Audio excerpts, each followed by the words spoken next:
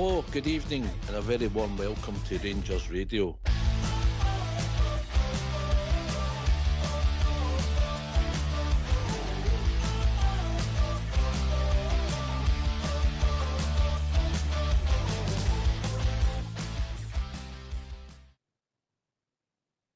Hello, good evening and welcome. Welcome to Rangers Radio. Join myself, Oxtear, on the show this evening.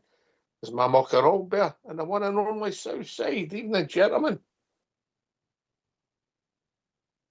Good evening, good evening, Ox. Good evening, Albert. Good to be on the night we used to. Good evening to everybody on the YouTube feed, as always. I'll be on the show tonight, listening in. Good evening to people on Facebook that's listening in, and MixLR. Hopefully I'll have a few callers and an enjoyable night. Yeah. Evening, Albert. Press that mute button. He's turned into the old bridge, isn't he?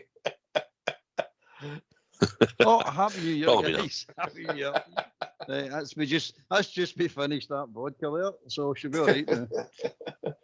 Fair enough, you'd have vodka you're on the last time I seen you. That's true, mate. It's true.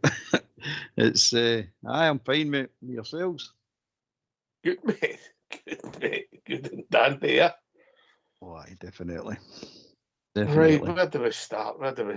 Listen, I've been on saying a bit about the game. Talk about the actual game.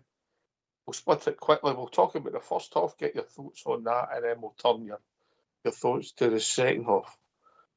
Who wants to go first? You want to toss a coin, or is there any preference, gentlemen? No, I just want to say, because it's come in my head, you two deserve this, by the way, because you two have done pre-shows and after-shows for a long time, and we've been on the wrong end of a lot of defeats. So if anybody deserves a good fortune tonight and be able to talk about the game, it's you two, because of the pain. I know I suffer, we all suffer, but when you're doing these shows after bad results and that, especially against... You've done it twice, mate. Aye, twice, and I'll never do it again. But no, because I'm at the games and that, and we ought to feel the pain when the result doesn't go away. But you know yourself, when you're having to come on here after a defeat, a result or a bad defeat to that mob, it's painful. No, it's painful any time, but to come on and do the show. So I'm sure that Tardellis will not be many of them listening tonight. But just for you two, you deserve this wee break to enjoy the moment. That's what I wanted to say. I think what you said, Albert, is you can go first. Aye, you see, he's right. It's no good, but that was a particularly good result. Let's start with that one. It was a very, very good result, and I was thoroughly enjoyed it, as everybody else did. The first half, first 10 minutes, I thought we were good. I thought we were all right. We're in the game. Missed controlling the ball a few times, but generally we were in the game. And then all of a sudden, I heard the term Asgard get refereed out the match. One of the other podcasts, somebody on another podcast had said it. And I'm saying, well, that's a good way to look at it, because that's what actually happened. Booked in 7 minutes. And if you look at that, you're sitting saying there's no many people, especially in Scottish football, get booked for a professional foul within 7 minutes, especially that mob over there, because they never had any bookings at all. But once that happened, I thought we fell out the game. I'm not saying it's because the Asgards no participating much in the game, but we fell right out the game, and they opened us up at ease. You've got to admit that. They opened us up at ease, with ease. And that was a concern. That was a real concern. But we hung in there. We definitely hung in there. There was no doubt about that. It's not like anybody gave up. And some of the, I mean, there was some of the young boys showed a backbone as well, because we've seen other Rangers teams up there when the pressure's that much on them, the day collapse, the day cave in. These young boys didn't cave in. They stuck with it. Okay, we rode with Big Butland had a tremendous game. Apart from the goal that we can talk about, but he had a tremendous game. There's no doubt about it. Kept us in the game, and that's what you're wanting. Your senior players today show their experience and pull us out of hole. And Big Butland done that. So the first half was a tough watch at times, a real tough watch. Oh. And you've got to admit we were lucky to get it 1-0, but we hung in there. I don't think they created the chances they try to portray, mate. They had opportunities to make. They were in good positions, but we've had the bare chances against us at that place in the past. But Southside, what did you make of the team selection, mate, when you initially seen it? I was surprised that Tav wasn't starting as your captain. But it was a big call for the manager. Obviously, Sterling took a wee bit of time to settle. But as we looked at the team selection, Barron was come back in, which I thought, okay, you can see why. But I think the biggest one was Tav no starting. I think that probably surprised a lot of people when we're heading up to although we were just in the run as no long just before the team came out. But I think that was most surprise, probably most people. It was probably yourself and all bearing on when you seen it. Aye, listen, if you've picked the team on form, Albert, as much as I'm a fan, not quite the fan at Fox, because I've not got the tattoo in the poster and that, you know what I mean? But I've admired James Tavernier. He's not the best right back we've ever seen, but you can't argue with the fact that he's done as a turn. But look, he's not playing well. He's getting older, and for him, you could argue he shouldn't have been in the team. So look, the manager made a call and ultimately got it right, Albert. Well, I said it. I didn't think he would play. I think it was just yourself, so I was talking to say that I thought Soot would play right back during the week before the game. But anyway, it's Tavernier you can't take away. Tavernier's, in my opinion, he's been the best attacking right back Rangers have ever had, and his numbers prove that point. Defensively, I think it's hopeless. But going forward, there is no question, mate. He's the best that Rangers have ever had, and his numbers prove it. And it's as simple as that, mate. We can't argue it. You can stand there all day and say Sandy Jardine and a bit of Trevor Stephen, but you can go on and on and on. But those attacking fullbacks have not been. He's head and shoulders above everybody else, mate, and he probably remain there forever because nobody's going to beat his numbers. No for right back position or no. So let's get that straight. But he deserves to come out of the team, mate. He is a weak link at the moment, and they hurt him, but he is a weak link. And that game, how many times do we need to play him, and how too many times is that? We need to rip him up for bum paper before we start going, maybe we'll take him out of the team. It's happened too often, mate. Way, way too often. That clown should have been sorted out a long time ago, and Tav's no the man to do that. So I wasn't surprised they came out of the team at all, mate. His time is up. It's as simple as that. His time is up. Aye, I get that, mate. I get that. So the rest of the team pretty much picked itself. You could argue about whether Diamonde, but again, before him, Southside, Asgard's scored 2 goals in the last 2 games. I don't think he's done a lot personally, but he's scored 2 goals. Diamande's been no great all season also. So the team was pretty much, it was what most people would have roughly picked it. Aye, probably. Left back and Sterling, if you were putting them in the team, you'd prefer them to go in a full back position because that's where we think you can play. Going up to the ground on Saturday, there was a few people. Sunday, sorry. Saturday, can't remember what day it was now. Was it Saturday? Can't remember. People were saying maybe put Sterling into midfield, and stick him in there, but I heard a few people mentioning that. But no, in full back, I think he played. I think in his side of the park, he done well and played well for what he was up against in the game.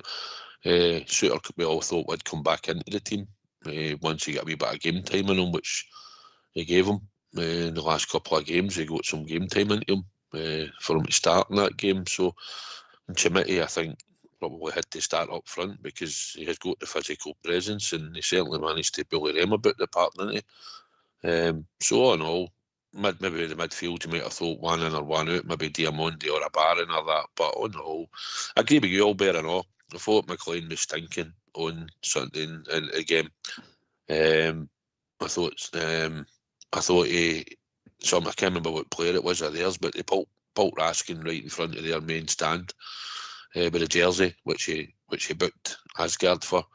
He refused to book one of their players. There was a couple of tackles and all that they put in. They could easily have pulled out a yellow card. They chose not to. But That's what you're up against. They obviously put their policemen in place when they had Clancy on VAR and all.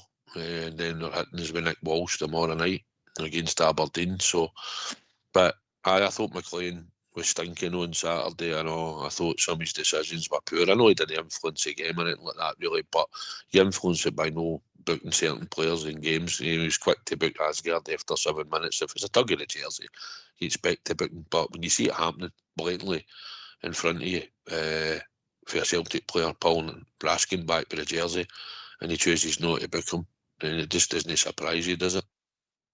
Oh, see the booking, Southside. See the booking.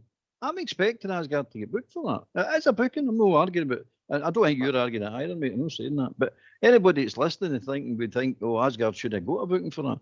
No, he should have got a booking. No arguing about that whatsoever. But that's the standard. You've set your stall out.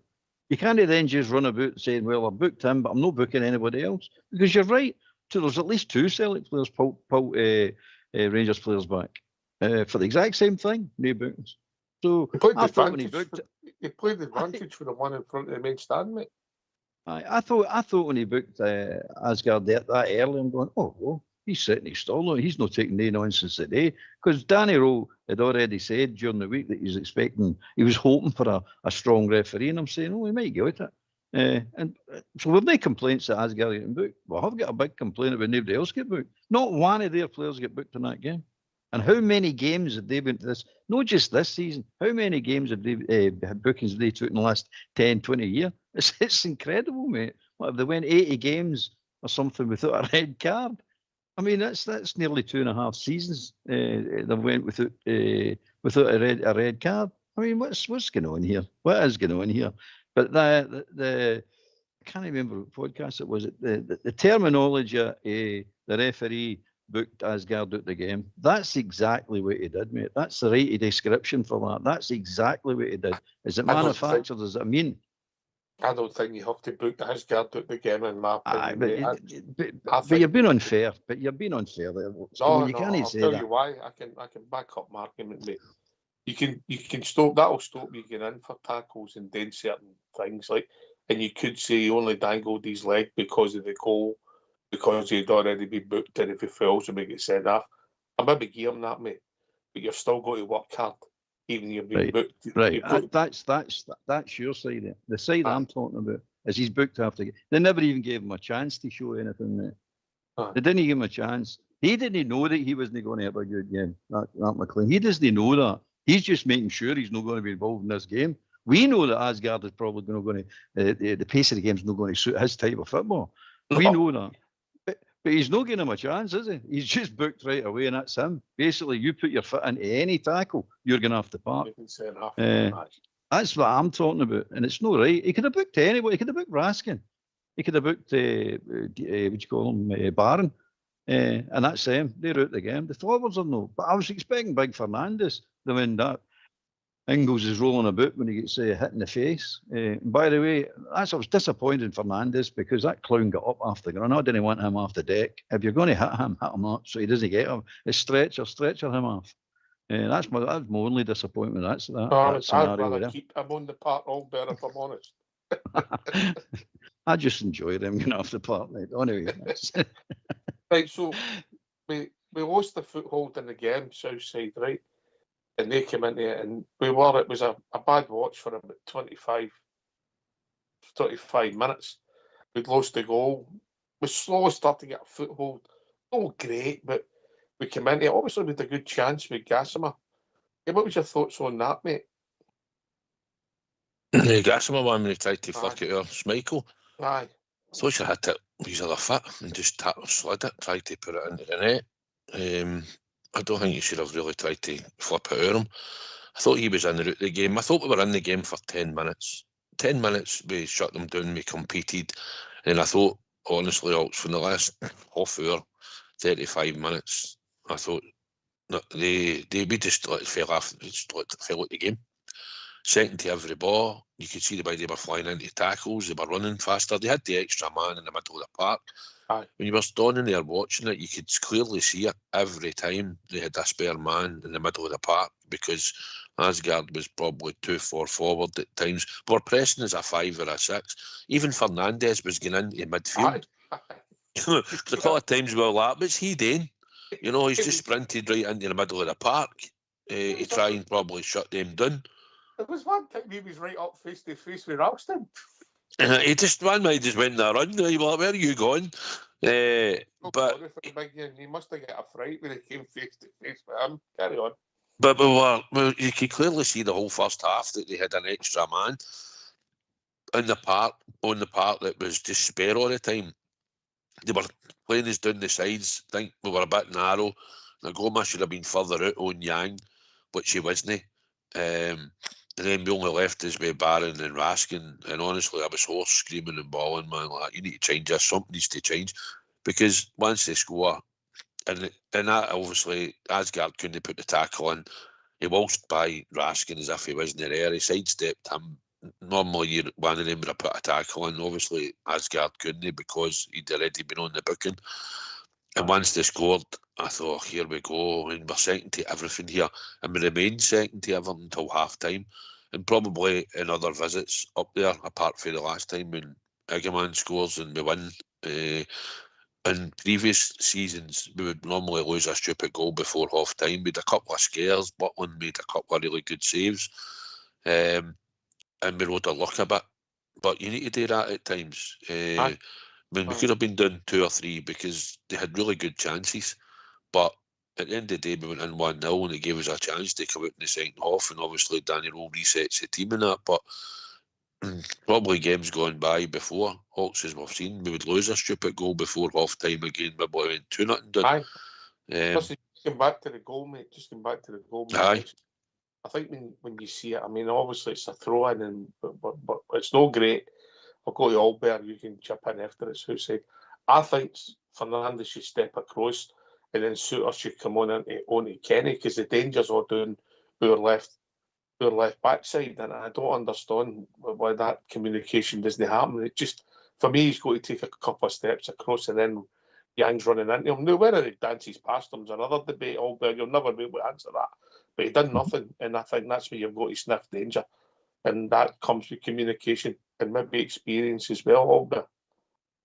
I mean, first and foremost, I mean, the guy that takes the shy, the guy that scores the goal. I mean, that's collectively shocking for any team to allow that to happen. But you've also got to give the guy a credit for running by play. But running by, acting like a winger, put it that way, running by, beating people and smashing one in the roof of the net, which I thought the keeper should have done better with. But anyway, apart from that, but when you get that deep in and you're new into the area, basically before Fernandes is going to even try to engage him, which he was never going to get there. He's watching the other guy, was it Kenny, that boy Kenny? He's watching him. He's getting dragged out with him. So it's one of the ones, but I was surprised that nobody fouled. I was surprised Raskin didn't foul. I knew Asgard couldn't get anywhere near him. You can see him going to make an attempt and pull out it. And then you're looking at Magoma or whoever else was there, saying, why are you fouling before he gets into there? Because if that was us, if that was Gasman at the other end, he'd have been booted long before he gets near the area. They just clubbed him. There's no doubt about that. That's just the way it is with modern football. But you're right. It was just all, as a team, it was bad defending, mate. As a team, I don't even lay it on anybody. One person. One, we fell asleep. One, we fell asleep at the shy, and 2, I mean, he must. Well, was many did you just say in that picture? Oh, seven Rangers players. I think 7 Rangers players. I mean, that's a collective balls up. I mean, that really is of an epic scale. But anyway, unlike them, we'll give them the credit for the goal because it was a good goal. Give the boy credit. It was a good goal, and he just done a slalom right through, and bang, goal. What do you say? It's a good goal. But at the end of the day, we need to look at ourselves, and it was a collective balls up as far as I'm concerned. Southside. He couldn't have been allowed to rate as far as run at the players as he did, but when you're in the box, no going to say anything about it, he smashed it high into the roof of the net. At first, I'm looking at Butland, but listen, he drilled it, and for that distance, going high into the roof of the net, we were on the back foot at that time. We'd probably rode our luck once or twice, but the throw in for him to pick the ball up and run the balls by 3-4 of our players, maybe even 5 at one point, because of the positions they were in, to go into the box. Most players you think would go across a goalkeeper low or whatever, but he went high. And at that time I thought, oh, here we go again, you know. Because we were second to everything at that time. I don't know what happened, the mentality into the players. I know they did extra man, but it was, they weren't doing the basics right. And even if you looked at when we tried to walk the ball out for by kicks, Celtic pressed us right up the park. You seen other players there, and we're playing this stupid thing again, 2 players at each end of the 6-yard box, who will get to Suter, or will get to Fernandez, who might get back to the goalkeeper for him to just boot it up the park. You're like, just push them up the park. And boot it up the park. But Butland just take the kick and just push everybody up the park. But no, we tried to walk it out, and we're playing some mad passes, also, as you noticed. We played one, Fernandez played it right into, I think it was Raskin or Barron, right on your 18-yard line, with a player right behind him, and he's passing it back to Butland, and then he's chasing it in, he shot him down, and then Butland done a mad kick, which only went about 25 yards. He didn't get much height in it. And I'm like, why are we making this hard for ourselves? You know, some of the defending and some of the things we were doing in that first half was madness. Trying to get to work the ball. Basic nonsense. And Big Fernandez, as much as he'd know a bad game, sometimes he just looks at me a bit too casual on the ball. And he was getting shot down at times. And if Magoma wasn't on when he was there, he was looking like he's trying to do a wee Cruyff turn again and all that. You're like, big man, just do the simple things. The worst one out of them all was the Asgard, the chip right across his 18-yard box. And as soon as he hit the ball, he put his hands on the top of his head. If they say, what have I done? I mean, you're going, well, that's just a brain fart, man. What are you thinking about there? I bet you're rolls in training with him this week. We'd have any more of this nonsense, because you're right, some of the passing and the defence was crazy, just nuts. This running back right. Under control. The control was bad, mate. It was bad at times. It really was. But I'm like you. We see the press. You're gonna play around. What do you need? Just chip it over him. Just chip it up. You've now got a centre forward coming into form, and he's no bad at holding the ball up in the last 2 games. You sit and go, give him it. Let him do the damage. Let him bring everybody else into play, get them up the park. But no, we decide to mince about. I would swear there, but just mince about at the back. It's playing right into their hands. Know what I mean? If a team's pressing you that high up, you've got to use their own press against them. But we tried this.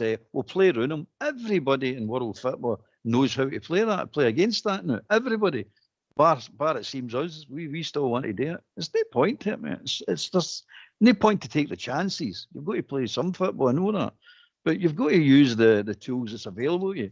Chermitty's now holding the ball. So give it. Why you not just feed them? You've got to use the heat, mate. No. You've got to use the heat. You've got to think. You've got to be able to think on the park as well. You know, Butland and whoever. It doesn't matter what the manager's told you.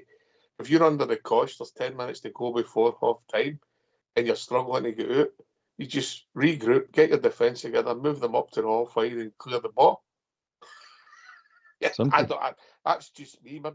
Maybe people will say he's dinosaurs, but if you get it up, well, for a start, if you clear it long enough, the other team's not going to score. You've got time to defend, and you never know, you might score yourself. I'm not saying you just want to lob the ball all the time, but there's a time and a place outside that. Aye, well, they were pushed up high, and we did try to play the long ball a few times, and even they were playing the long ball quite a bit and all at times, but because we'd pushed right up on them at times. But Butland sometimes his kickouts wasn't bad. There's 1 or 2. It's like, oh, here we go again, man. He's made a right arse of this. Do you know what I mean? No. And put his right, put his knee on put his on the back foot. But if you can't work the ball out for the back, just push your team up a bit. Also, that's what you should do. Push up and go and try. We've got Chermitty up front who can go on the ball, win it. He's been winning balls up there. He was getting in about them, and you just try and feed off him. And he's your target man to go and play over. But we weren't passing the ball that great in the middle of the park. And barring Raskin and Asgard were really running about like headless chickens at times, just chasing shadows. We weren't competing in the first half. We were second in the first half. We were second to everything after 10 minutes. Right, gentlemen. So we'll go well into it, but what we'll do is we'll get the phone lines opened, and then we'll start talking about the second half, yeah, because that's a wee bit cheerier. Would you not agree? Yeah. Let's go into the good stuff. We could dissect it more and more, and I thought we'll try to win the game, and that's what got us any pressure. But we'll part the first half. Agree? Yep. Right.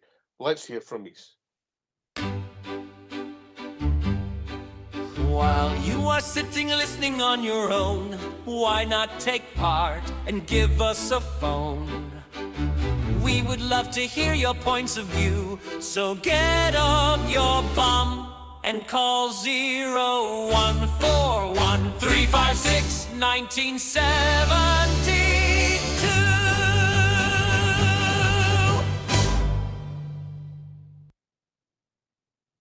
Right, okay, so we're in at half time, and we're all thinking we can't play any worse. That's what was giving us some hope. The second half started, first couple of minutes, wasn't much in it. I think they actually maybe had a half a chance, and then we got the part south side. Aye, goals change games, and 4 minutes into the second half, it certainly changed the game for us. It was well worked sort of goal. Raskin done well to go in and line to play in the box. And I think Sterling had a chance just before that when they get down the line and they cut it back and put it back to nobody. And then eventually we gets back up the park again. And it was a good goal for Chimiti. It was a good flick with the old flick and hits the net. And I thought, right, that's us right back in this now, once, because you could see obviously it was going to affect him, and it was the right time to score up straight into the second half. We just made a change in midfield, although at that time we hadn't really seen the advantage yet or anything like that. Although Diamondi had a part to play in it, being in the area and sort of wee flick into Raskin's path. But he sort of cushioned the ball, didn't he? But it was a nice goal, mate. It was a goal. Aye. Raskin obviously get a chance to be further up the park at that point in the box, and just what we needed at that time. We wanted to hit back straight away after the first half. If we're honest, when we're all talking at half time, a lot of us were saying you could change 2, 3 or 4 of these players at half time because some of them were poor. But obviously we made the one change and we're back in the game after 4 minutes into the second half. And it was a good finish for Chimiti, probably what he needed as well for his confidence. But it was a good goal. It was a good flick. It was a good time to score, Ox. Aye. Listen, we were out for a throw-in. Big Sterling went busting down the line, as you said, south side, and showed a few of them up for pace, the superstar Kieran. And then he goes out for a throw-in. Same again, they'll say it's bad defending. A throw for Conor Barron, Gasman plays it into Diamandi, next wee bottle of Raskin, gets to the byline, cuts it back, goal. Simple, Wilbur. That was simple, mate. It's as easy as that. But Raskin done well. He done really well, man. To take it on the run, because it was behind him nearly, and he flicked it through to himself, and then just right round that, is it Trusty? And a lovely wee ball. But again, Chermiti makes it because it's a nothing ball if Chermiti doesn't make the move, which he should be making, let's be honest. He should be making that move, but he did. So Raskin, bang, and goal. Lovely, took it, a nice flick, wasn't it? It's a really nice flick. And the way he ran away is, I can't do this all the time. It's nothing. That's just nothing. I enjoyed it, mate. I enjoyed it. It's good to see a player who's been taking it tight, now starting to show what he can do. It's nice to see. I like to see it. Aye, well, arguably the last 2 games he's been on man of the match, mate. As much as we've criticised him, and he did look what a coup. But the last 2 games, he's looked, 2 goals the last 2 games, man of the match performances, arguably. So it you become a different player when you start scoring goals, mate, particularly in big games. So then we've got a foothold in the match south side, as you rightly said, and we've changed our shape slightly. We've got the three in the midfield playing as a three across the park, so they're not getting the same room, and we're starting to pen them back. And then they started making the same errors we've talked about, with misplacing passes, etc. And then they had a throw in, and I'll let you run through it, Southside, but at the time I didn't see any danger, and the next thing the Mickey's put the ball in the net again. Aye, where we were standing in the stadium, once he cuts across, once he's made the run and he comes in diagonal and he's heading for the box, because he's got a bit of pace. Some people maybe didn't think he was that quick, but he has got a bit of pace about him when he's moving. And as he was coming in that angle where we were standing at, you could see the gap right in the corner, and you're like, big man, look at that space. Just put it past the wee fat piggy, man. It's easy, you know what I mean? There's a gap there. And sure enough, he's buried it, and then he comes right out, and Mikey Moore, he's running into the Rangers end and Everton, and the Bears are gone mental. And it was a great finish for him, but listen, there was that much space. You could see it when he coming into the angle. I thought maybe one of their players, and Connor Barron does well, because he's sprinting towards the area as well, and he's probably occupying one of their players, maybe two of them, and they maybe don't think Chamiti's going to come in at the angle he's coming in at, but they let him run for so long, he gets right in the box. But honestly, the gap was there. You could clearly see it from where we were standing, and he certainly didn't disappoint the big one. He knew exactly where to put it, and probably after scoring that goal in the 49th minute, his confidence is up. You know, he's running in and goal again, and this time he's finishing, and something that he's been guilty of not getting on the end of things, not being in the right position in the box and in the area at times. But everything he done right, and he made the goal for himself, really. And then he obviously after that he gets a Waka Waka song after that, you know, that's it. Getting somebody support. I don't know what they were taking the two superstars out in the wing for them, but we wouldn't be happy with that. I don't know what they contrived today, but then he ran away from him. And when I watched it back, as much as we've criticised Connor Barron, he just makes a run because he's got all that energy up there, as we know, that's his strength. And the defender starts moving with him, and then it just opens up for Trust. For that Trusty moves inside and gives him a free run. If Connor Barron doesn't make that run, I don't know what happens with the defender. So credit to Connor for making the run and helping open up the space. Now where the defender went across, I'll never be able to know. But Connor just gives him a decision to make, and he just ran through, put it in the goal. And I never seen it coming. And I was sitting open mouthed as I jumped to it myself. Well, if we never won the ball after that clown, what do you call him, Ralston, who is a total and utter clown player. But so he gets the ball and he starts running. I don't know what you use, but I'm screaming, just keep going, just keep going, just keep going. But Barron made the goal. Let's no kid on it anything about this. If Barron doesn't make that run, he doesn't give that Trusty anything to think about. He'll just go out and close the Chermity down. So he makes him come with him. So he's got a choice now. Well, like good football players go, if you go to him, he's passing it to me. If you stay with me, he's running in. And that's exactly what happened. So Barron gets a lot of credit for that. Showed a big bit of football brain there going, clever son, well done, son.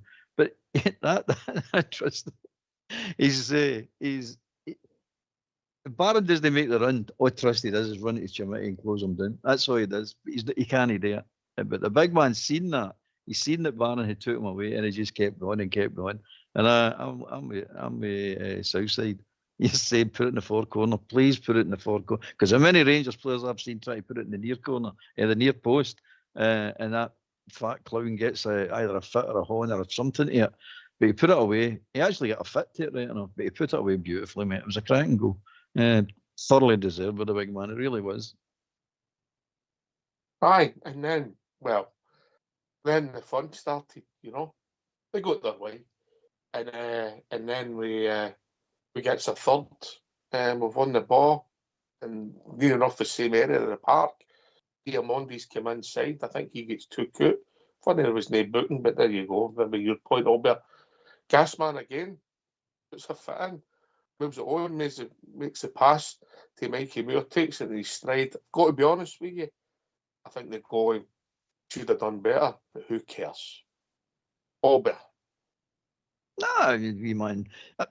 Says to you fair. You notice when Moore scores, where he scores for and where he's running for. It's not a wing, mate. It's through the middle of the park. You've got to play the boys through the middle of the park. You've got to get them in there as much as possible. And I don't even see the pass for Gassman. I don't even think we have touched it before he shot. No, he just let it run. First touch, mate. He just let it run and then just put it away. And it was a cracking goal, mate. It was an absolutely cracking goal. And then you get the roly-poly goalie rolling about the place. No, he tried to save it, which was quite funny to watch. So it's a good goal, perfectly good goal. And then the wee man does what the wee man does. More, Mikey, more. Southside Dreamland. Oh, aye, you knew that was it. Game done, game over. You know, I was talking about that and we thought we can get a third goal here.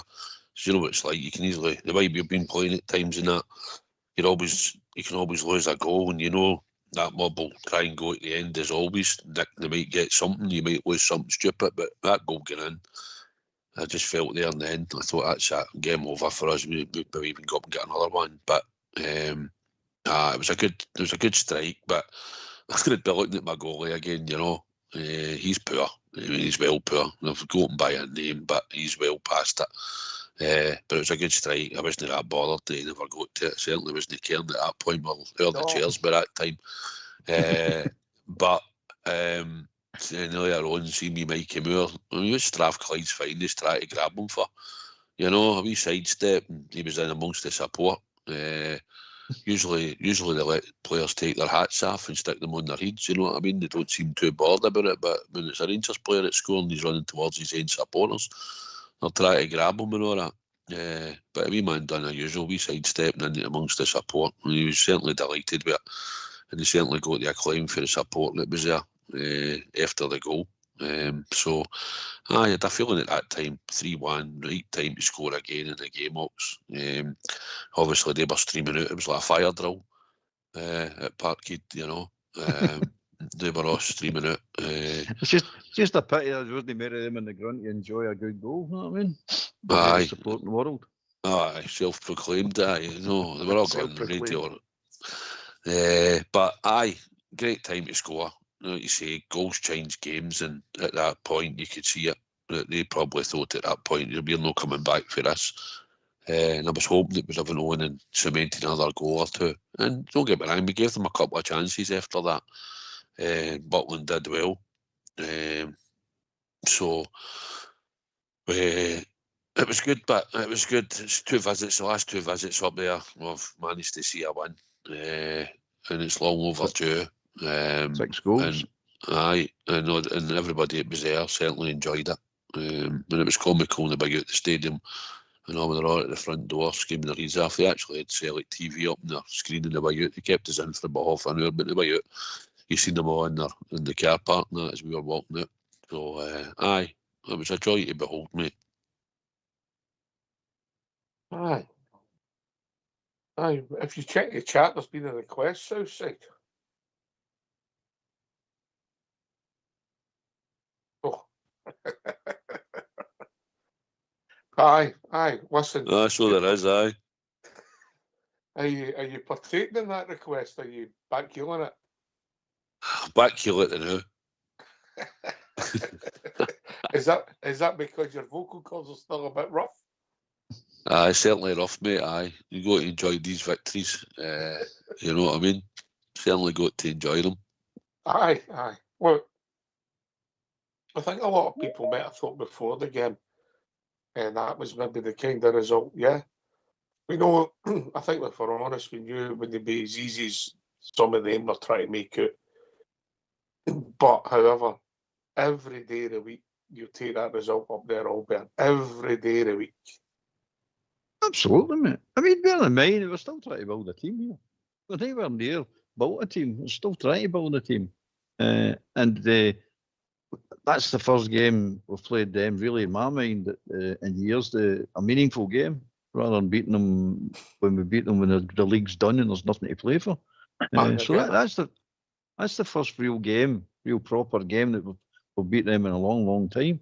And look how easy it was. I mean, let's be honest, it wasn't that difficult.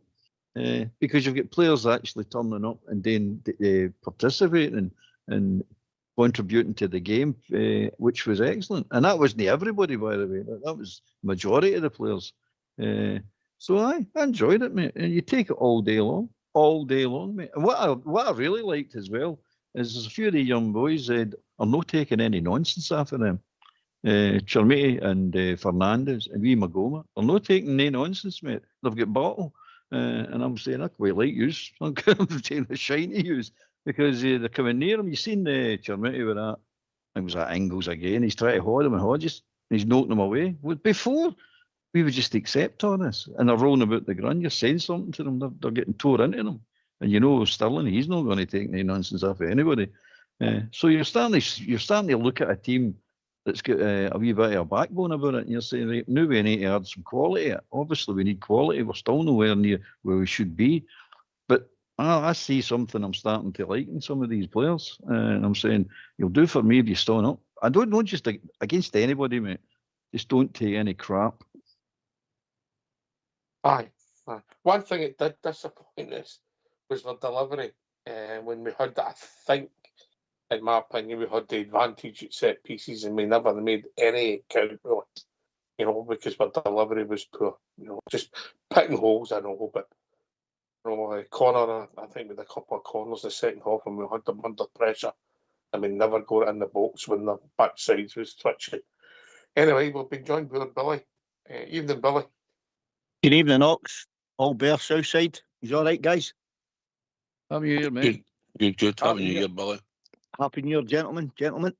It's just I tell you what it is, guys. Right, this is just a wee bit of constructive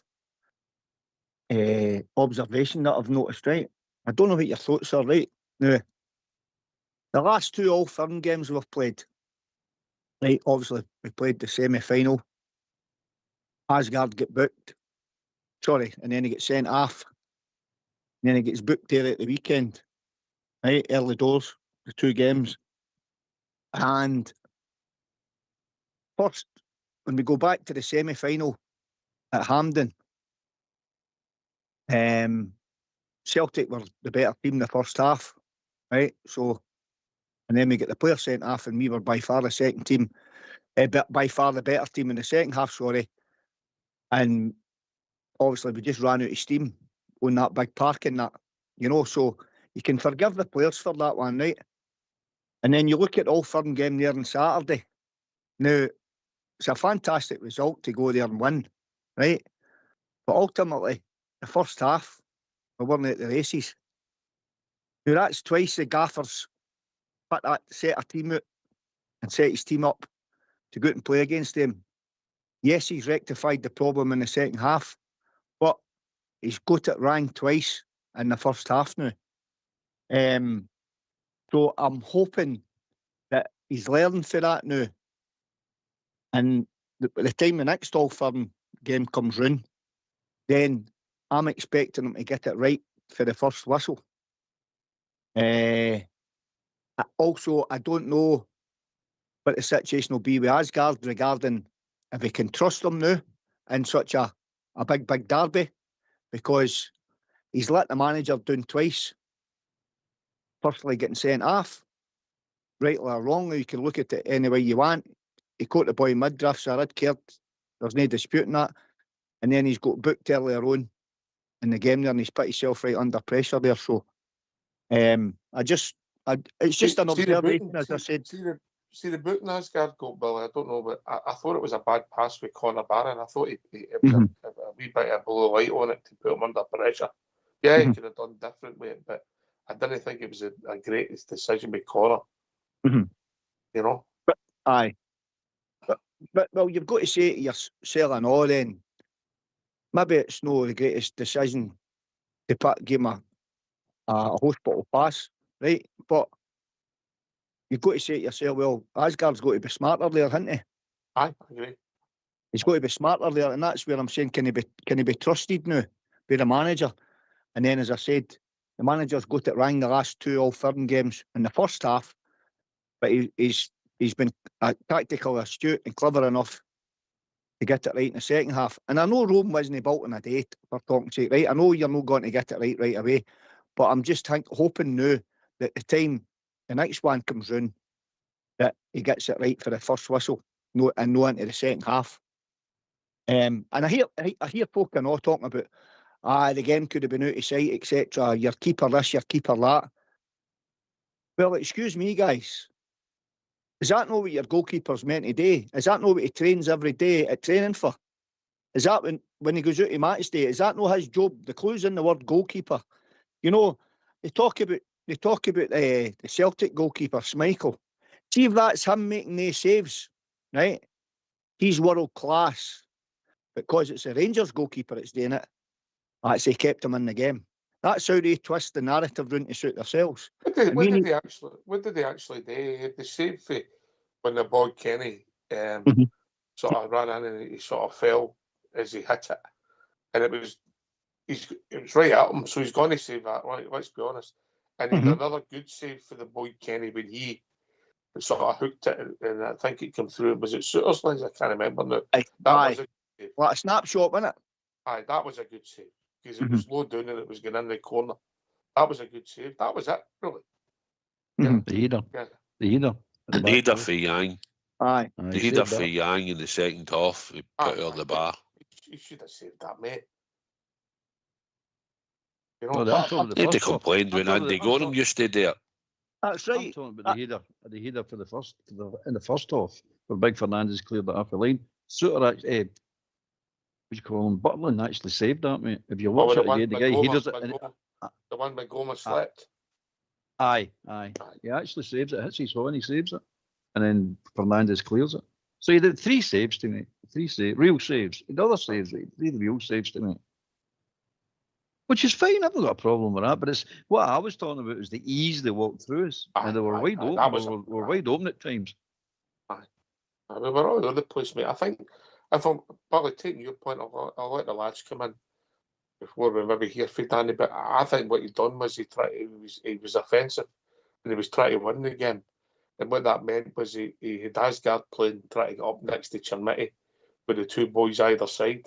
And that meant we had 4 up there, and when we were trying to press them, when they passed it in the midfield, we were outnumbered. And as you know yourself, that's a big park as well. And so they had a lot of space, and then they were going along down the channels and taking Raskin and Barron out. And that was because they were playing in his space, particularly down the left-hand side. Well, we had an inexperienced combination there, but look, they stuck to the task and obviously came out victorious, but it wasn't perfect in the first half. But I think that's what he done. I don't know what you think, Southside. That's what he tried to do. He was trying to be positive. And sometimes we were outnumbered in midfield, and then they could pass as soon as they get it. But sometimes they were also just going direct. Aye, sometimes they did go direct. I thought McGoma was a bit narrow. Yang was right out in the touchline quite a bit in the first half, and he wasn't good out.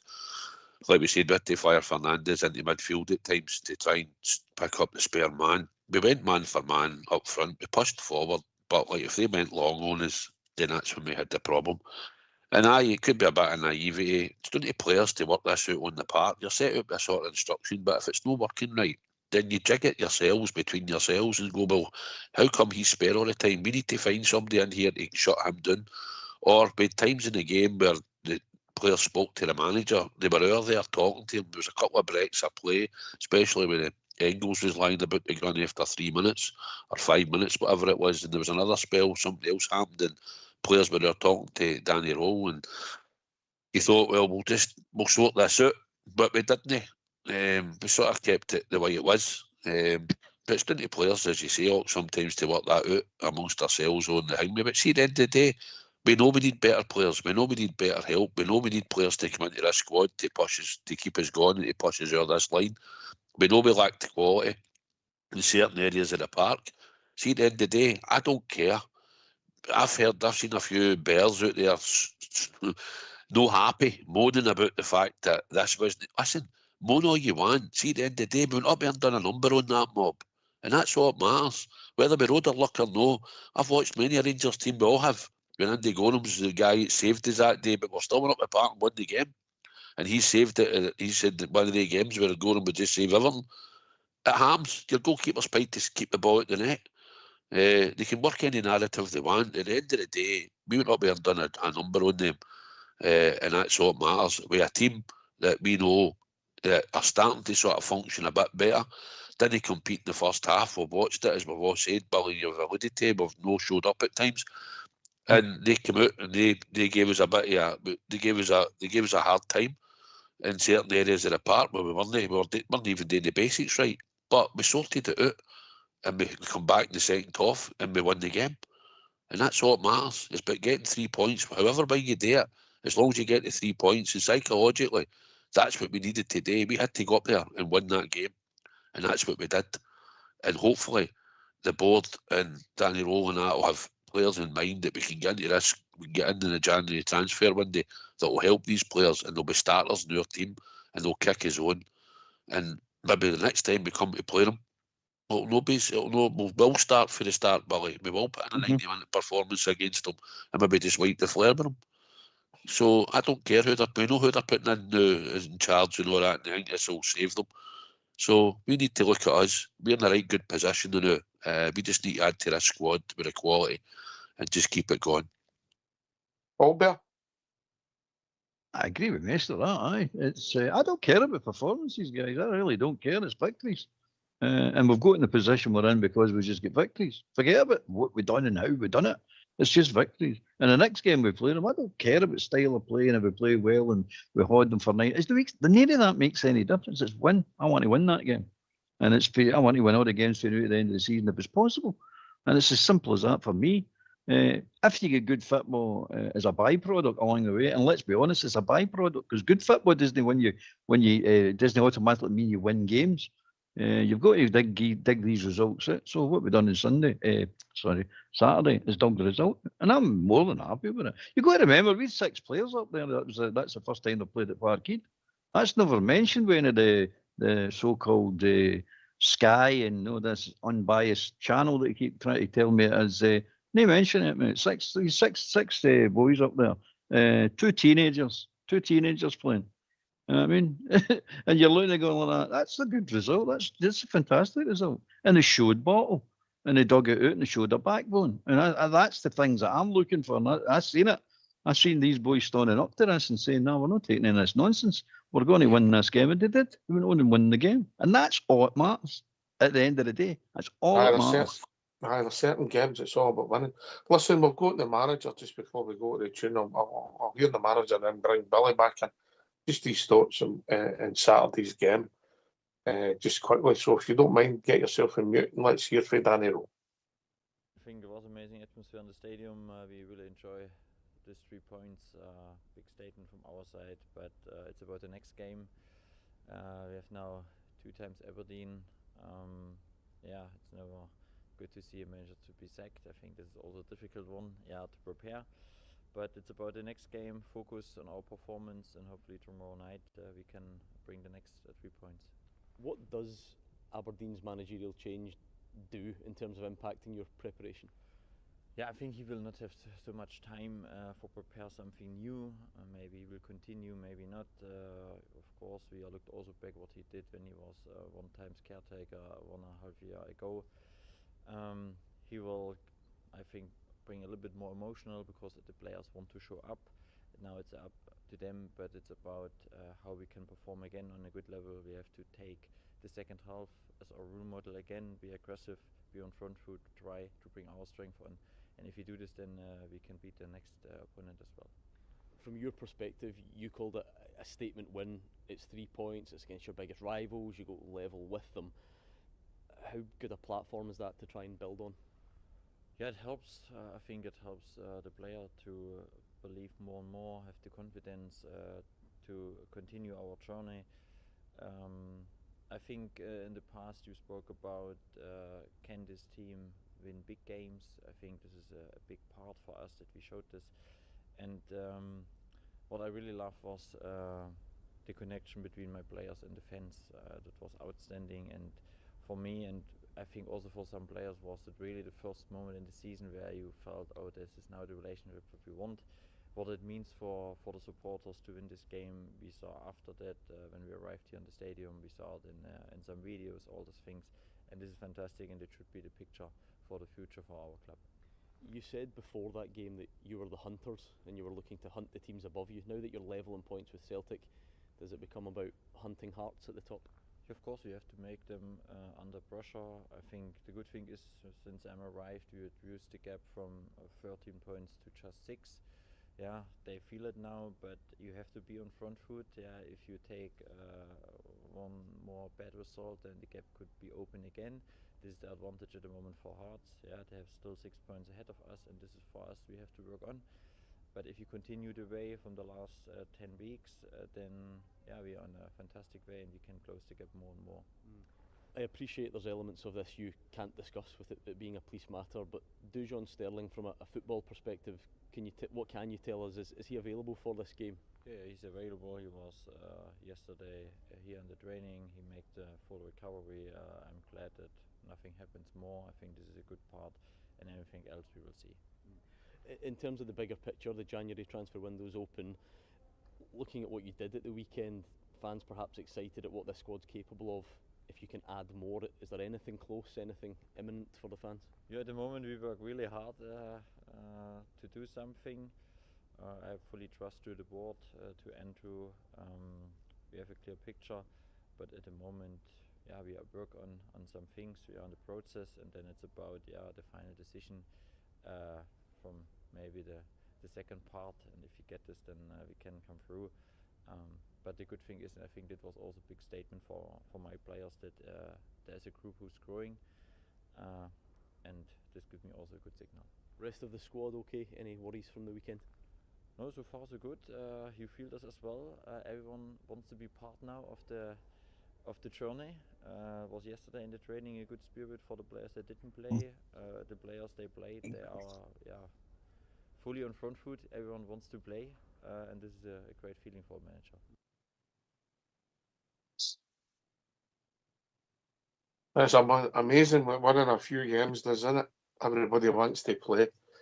Billy, Danny Rowe, we don't know how it's going to pan out. We can't predict the future. What's your thoughts on the job he's done, mate? In the short period of time he's been in Knox, with what he's had at his disposal, I think it's a magnificent job he's done. And where we were, and where we are now, you know, that they say the league table never lies, Oxwell. We're proving the way we've climbed up that league table. It's mental to think that at one time this year we were sitting second bottom to that league, and now we're sitting 6 points off the top. It's incredible what he's done. Obviously, there's a long way to go to the end of the season, but I've got every confidence in this guy now. He's really starting to win me over big time, because I can see what he's trying to do, and he's clever enough to do it. You know, when the chips are down, he can see things that's happening in the game, and if it's not working, he'll change it. And every time he's changed it, we went on and won the game, mate. So I think we'll be right enough under Danny Rowe. He's done a cracking job so far. He's not won us nothing yet. You know, obviously, he's not won us nothing yet, and that's what he'll understand that himself. You know, it's all about winning trophies. I'm sure he'll be wanting to win trophies with Rangers. He'll be ambitious, etc., etc. But that's the bottom line. He'll get judged on what he wins, and rightly so, because that's what it's all about. Playing for Rangers and managing Glasgow Rangers. So he's done a great job, mate. But listen, you were talking about miraculous top players coming being available. Does that include Rabbi Matondo and all? Because he's come out the wilderness, is he not?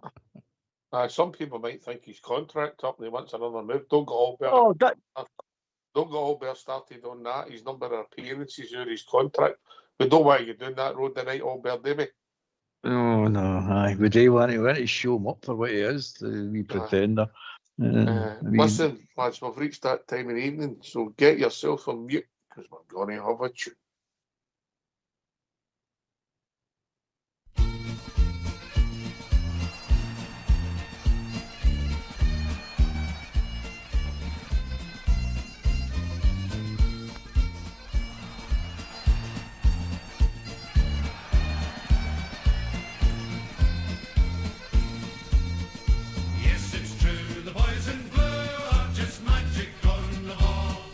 Glasgow Rangers, fit for teams again.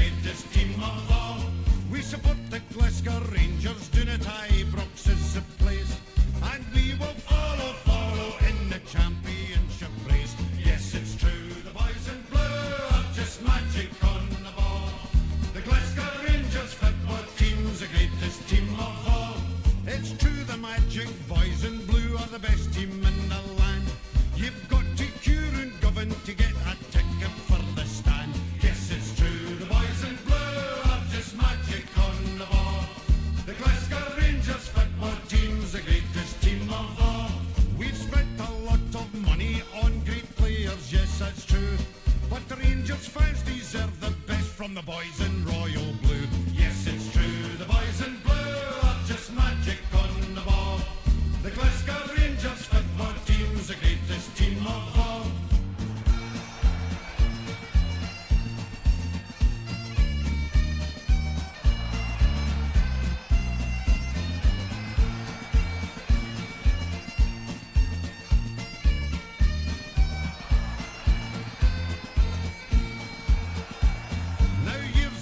The story, it was dismal, full of gloom.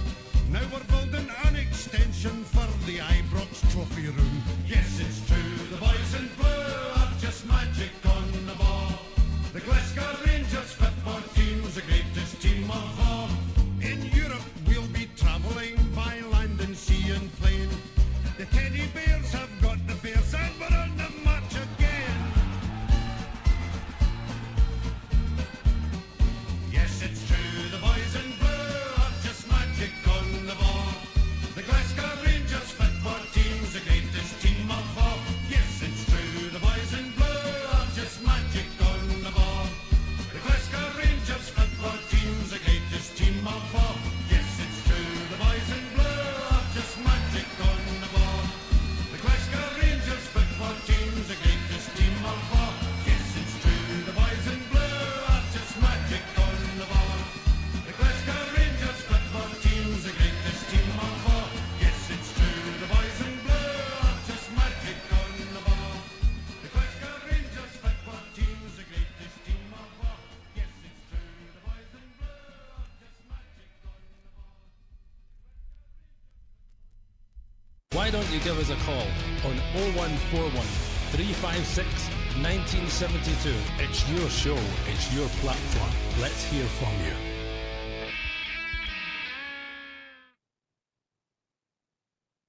Well, if you're not going to perform yourself, Southside, you can't complain when others don't perform at your standard. Aye, fair enough. When we're on top about standards, right? I'll fling one to you, because now you like to do this to me and Albert and that, right? So I'll do one to you tonight. Yes. Do you know how many Rangers managers have actually won up there in their first game?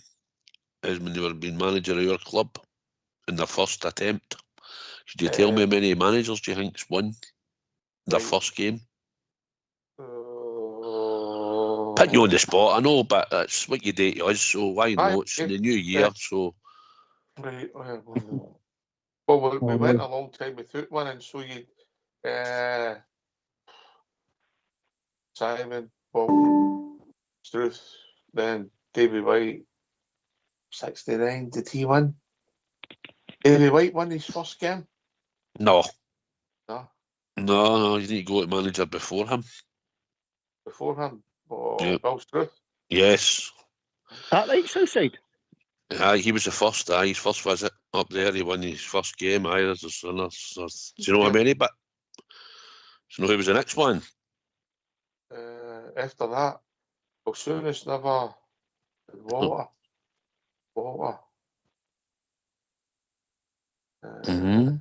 Walter second time around, Big Egg. Going for Walter, are you? Walter, Big Egg Yog, second time around. Walter's there. Aye. Still, there's another. What was that the Clint Hill? Was that an equaliser? Clint Hill got that was an equaliser. Aye. Yeah, right. So, Advocate never. We got hammered. Le Guin never. Soonest never. Stevie G never. Right. I'm getting there. You're zipping them down. Helicopter Sunday. Aye, hurry up. I know, you've got to hurry up, mate, because... well, that's what you do to us. I'm just wondering, when you're putting the spot, it's not as easy, is it? Do you want me to help you? No, fine. You're fine. Anyway, I'll come back to you, mate. I'll come back to you. You got to Google, didn't you? No Google here. No need. Right, I'll help you. Right, Danny Rowe, obviously, right. Right, and there's one other one, right? I'll even give you that. You can think who it is. There's another one, right? There's only 4, but I'll give you the other. You can pull out the other one for me, right? McLeish. No. Not that long ago. Not that long ago. Van Bronckhorst. Nope. I don't think. Very recent. Very recent. Like Clement? No, you're after him. Who came in after him? Barry Ferguson. Barry. There you go. Interim boss. Anyway, right. Thanks for your call, David. Hey, it was a wee man's birthday yesterday. Don't do that to him. Did you still begging for presents, mate? Did you send them? I sent my usual. Good evening, just guys. Before Good you evening. go, by the way, I really felt my feet when somebody sent me a tweet that was a big Chamiti scored more goals than Boyd and Morelos together at Parkhead. There you go. There's a stuff here. Evening, David. Good evening, guys. Evening, Ox, Bear, and my big mucker. I sort of tuned into question time there. That was great. I was listening to the early part of the show, and I was listening to Billy. Billy's, to me, he's got his opinion spot on. It's all too easy to turn around and say, let's forget about the first half and just concentrate. We can't, because I'll guarantee you the majority of Rangers supporters at half time would have been thinking, we're going to get a tank in here. And it didn't turn out that way, thankfully. But we've still got a lot of frailties here that need to be sorted. So, and as Big Shooter says today or yesterday, we need to win against Aberdeen, because there's no use winning at that pigsty and then doing it at Ibrox. So I don't know what you think of that. Listen, you only get 3 points for all the games, mate. Yeah. Well, you don't get the perfect football performance in a game when teams are usually close. And if you think back, Walter's period, there was a period up there where we went for a couple of seasons in a row and we came away with a victory. And if it would have been a boxing match a couple of times, it would have been stopped. We're a better team than we've got this now. And maybe they had as well. But we won the match. Yeah, you're talking about performances. You're talking about results. A football game lasts 90 minutes. All better. Exactly, mate. It's performance means nothing. The possession means nothing. All these daft stats mean nothing. The only stats that matter, as we all know, is the score. And it said 3-1 to Rangers, and that's what matters. I will get frailties, and nobody's kidding ourselves. We're a brilliant team or anything like that. We're not in here shouting and bawling about this, that, and the next thing, and we're going to go and do this, that, or the next thing.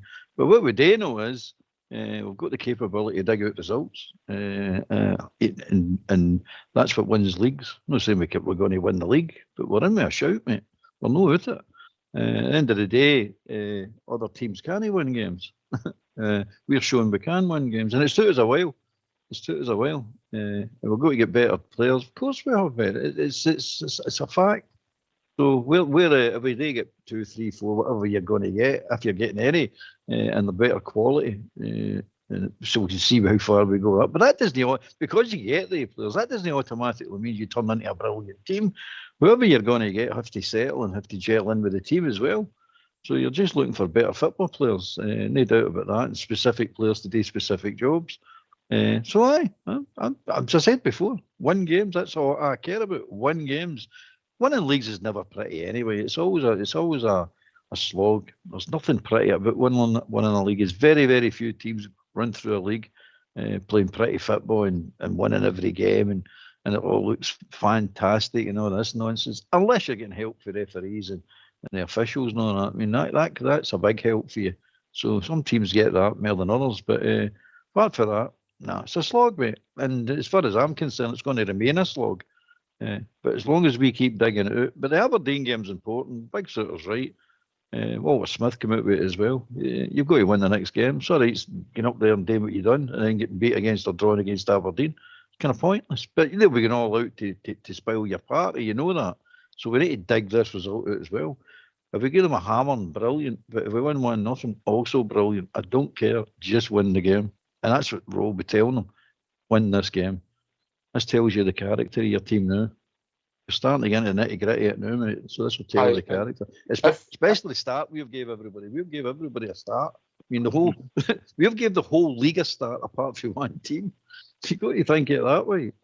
So, but we're doing fantastically well to be where we are. And we're only going to get stronger. I'm not saying better, but we're definitely going to get stronger.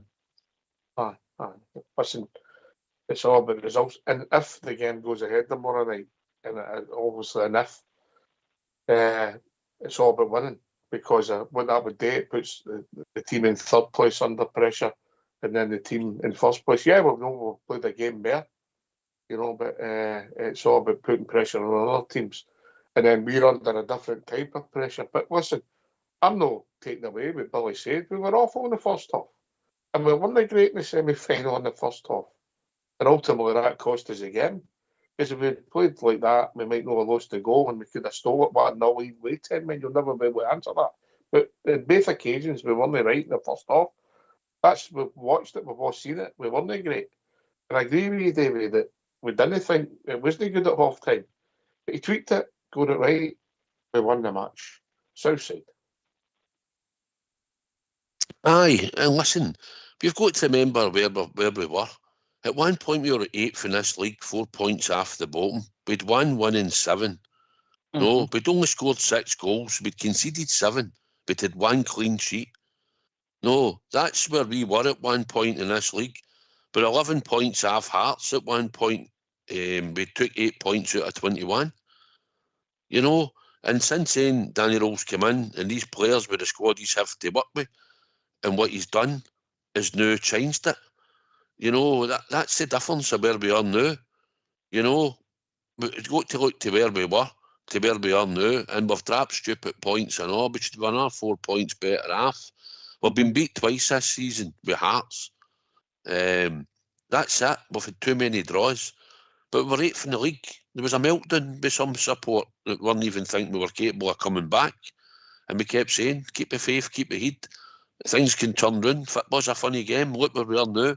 And tomorrow night, if we do the business, if the game goes ahead and Aberdeen make it down for Aberdeen and come down for the game, with the roads all been shut up early day with the weather. But if they're down and we manage to get a game of football tomorrow, we can go second in this league. Second. And then we need to try and get reinforcements in the door to help this squad, because this squad aren't good enough. We know that. We know there's frailties in the team. So he's working with the best that he can. He's getting a tune out of some of these players. They're starting to perform. And we're getting results, and slowly we've clawed ourselves right back into this. Aye, other teams have dropped points here and there which have helped us, but it's going to happen during the season. So we are where we are, and we've got to look at it. Aye, I'd like to have a better performance, or I'd like a 90-minute performance there on Saturday, because watching that first half up there, it was murder. And the same for everybody watching it everywhere else, wherever you watched the game, it was a hard watch. And talking about it, as we said, you could have changed 2 or 3 players at half time, hoping they thought, we'll change this or change this. At the end of the day, we got a result, and we are where we are now in this table, and we could be second.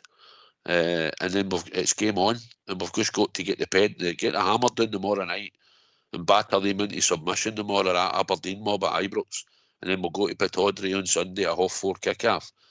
And we need to make sure that we cement that result and all again up there against them. 2 in a bounce. I don't like playing 2 teams in succession like that, but it is what it is, and we'll need to go up there and make sure that we nail the 6 points. There's no point in beating that mob across the city and then flying it away. But where we were at the start of the season to where we were now, and we know we're miles off it with players and we need help. So we should just all calm ourselves down and take the win and be happy. No matter about we didn't play for 90. We played for 45 and we scudded them, and that's all we need to worry about. Yeah. David, you want to come back in? Oh, I love it when he gets angry. He phoned me the other day there, and he was as nice as Martin. He's come out with all this muds. Was that you? Was that you on the news today, kidding on you with a rear admiral or something? Oh, brilliant, brilliant. It's the best tonic we could ever have had. No matter what, we're picking performances, all versus. Nobody's counting stats, and you're talking about keeping the faith. I've supported them for their 70 years, and I've never lost the faith. So any Rangers supporters say they lose their faith, I'm not a Rangers supporter. But it's what Suicide just was talking about. It's dead on. It's up to us now and the players. Now, if they can't take that result and come out and start playing as a team, which we're hoping will happen, and if we get in the right players, we'll even be better, I think. It's all to play for. All to play for. I mean, I've never seen this coming. Look, the mistake, Billy, the mistake we made was Russell Martin. It was like a handicap race, wasn't it? Aye. Of course it was. That's where it went wrong. Right, big time went wrong, you know. But when you look back at it, you've got to, you know who employed him, you know. But the writing was on the wall as far as I was concerned. I remember way back that game at Bruges at Ibrox, you know, that friendly. That's what I seen at the end. The writing, I got a wee wake up call that day, you know, when I said they were a good. Let's get it right. They were a good side, eh? They were a good side, but the way we were defending and that, I'm going, this doesn't. It didn't pass the smell test. To comment your phrase, Ox, you know. But when you look back to the game there on Saturday, it's like the good, the bad, and ugly Rangers. That's what we got, didn't we? We got the bad in the first half. We got the ugly, where the players don't want to get bullied, like Albert rightly said, and we got the good by winning the game. You know, we did ride our luck at times, but that's part and parcel of football. Sometimes you have got to ride your luck, and we come out the other end and we got the 3 points. You know, and it's, you know, you could look back to when Gio was the manager as well, and say to yourself, well, remember when earlier in the Scuddies was in the first half and all, and Gio sat to the second half before he changed it, you know, and then the second half it was like it just took care of itself basically. But and then you look at Danny Rowe, he's took a wee gamble there to get to half time as well, and one's worked and one's no worked. That's just the flip side of football, you know. And hey, listen, I said to Southside, I know I had a wee flutter on the Rangers, had a big note on them at 3-1, so I was happy days, you know. But listen, as you rightly said, an Ox, a big game's on tomorrow night, and we can grab the 3 points, which I think we should do. We've got the points in the bag. That's the way I look at it. And they've you know, they've still to play their game, so you know, it's not a gimme. You know, we've got the points in the bag, and that's what matters. That's the way I read that one. Here's another thing, right? For years they've said we needed a winter break because the weather's bad in the first 2 weeks in January. We knew rearranged ties for that period, and then we're going to have to cancel that in a crowded calendar. We can't run them in odd job, better. Aye, well, we've said it for years, mate. Clowns, just clowns. Aye. They don't know what they're doing. They never have known what they're doing.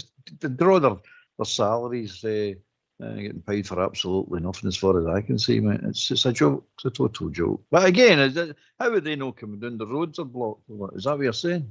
They don't hear the aeroplanes. They don't hear the aeroplanes, no? I don't know. It was shut this afternoon, the last I heard, Aberdeen Airport, but I don't know if it's open. That I've not checked. It is open, Doctor. It is open. Is it? Are you going to get a signal up there? No, I heard it on the news and it's open. Right. I was just going to say, if you let me know, I'll pay for it for your birthday. It'll be the first time. Oh, outside. Nah, he's hard, isn't he? But he's right. You're right, Davey. See, to be honest with you, sorry, Dave, on you go, mate.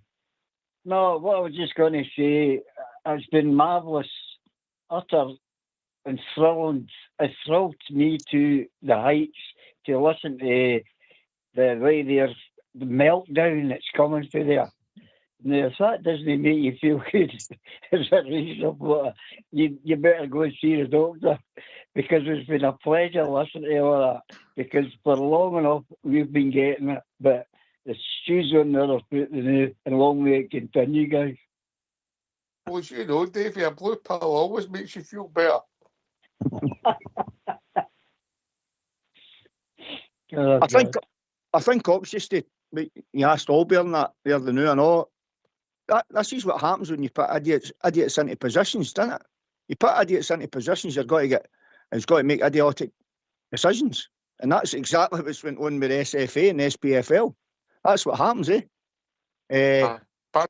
Bad weather Scotland January. First time it's ever happened, Billy. It's been snowing in January for the last time I can remember. You know what I mean? And but what do we do? Listen, let's squeeze more games into an already clustered fixture list. You know what I mean? Brilliant idea, eh? Because they don't get it right at the start of the season. They don't see another thing I know. Right? I've talked and all right. You know, we're all singing off the same song sheet again on this one regarding that mob across the city. Right? What gives them the right to dictate to anybody what they should and shouldn't get? Right? What gives them the right to just think we're going out to win this game? You know, the minute there's a wee bit bother, the toys are right out the pram, eh? It's seeing football, right? You've got to earn the right to win games of football. You've got to earn the right to win trophies, right? You just didn't take that for granted. And do you know what, Ox? I hope they're listening in tonight, because I'll tell them all something right now. I'm loving it. Absolutely loving it. So get that right, Roundies. Well, they've got the right, mate. They think they've got the right, because the 80 games have never had a red card. And very rarely any of the players ever get booked. Like Saturday, no bookings. That's how they think they've got the right. So they're starting off with an advantage right away in every single game they play. Told you, when Rangers win a league, Rangers truly win a league. When they win a league, it's nothing special. Keep trying to tell you this. It's nothing when they win a league. It's that easy for them to win a league. But when we win a league, we really have. Look at what's happened this year. We've strengthened, but every team in our league strengthened ways. Yeah, they've went 15 years now, and there's been very few teams strengthened in that 15 years to be competitive with them. But look at Rangers. Rangers started strengthening. St Mirren, Motherwell, Hibs, Hearts, they've all strengthened, mate. That's why the league's up in the air at the moment, because they're all trying now. They're all went, there's see a gap here. Well, let's go about it.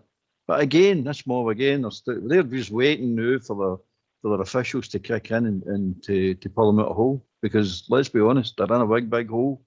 Because I watched them in Saturday there, and they are crap, mate. Total crap. They've got bang average players, mate, at best. Oh, I was going to say something, Billy. Mm-hmm. You there, Billy? Aye, fire away, bro. That was the wrong one about... Don't fall for it, Billy. Told me the check was in the post. That was the wrong word, getting it round you. It's up you. No, David, keep it clean. We're live, David. We're live. I know it's still up you, but. But listen, I'm not. Well, it's all about us now, and that's the remarkable thing. You know, it's the thing swung back into our hands, because we've still got to play Hearts twice. Yeah, and the fixtures, if we can get these two games out the way, if Southside, you know, and win the two of them, you'll get the break for the cup, and you've a chance to have reinforcements, bit more training. You know, we've not got really a lot of players that aren't available for Honest. You know, who's not available now? Did you get away at the African Cup of Nations? Are we going to be looking? Is he going to come back and go into the team and improve it? Don't think so. You know, Matondo's come back for injury. We're worried about seeing him. We've not seen him. We've not seen much of him. Was it 18 times started league games, all there? 18 times. 18 times. And what, is it 2.5 seasons? Horrendous, mate. Aye. That's where you started. It's ridiculous if you think about it, mate. That's horrendous, Albert. Absolutely horrendous, mate. Honestly. Out of possible, what, 100 odd games? Aye, 114 games or something, isn't it? Oh, he started 18. 3 seasons. This is one of the top earners in the club. And we've not got a lot of people out injured as such now, but we do need reinforcements in Southside. 100%. The squad needs help, and we know that. And we've known that for many months. And what Danny Rose managed to get out these players and change it around he's done remarkably well. And it's time that the club, because the support are behind the club, as you know, week in, week out, the support's there. Everybody puts the effort in to travel and watch the famous Glasgow Rangers.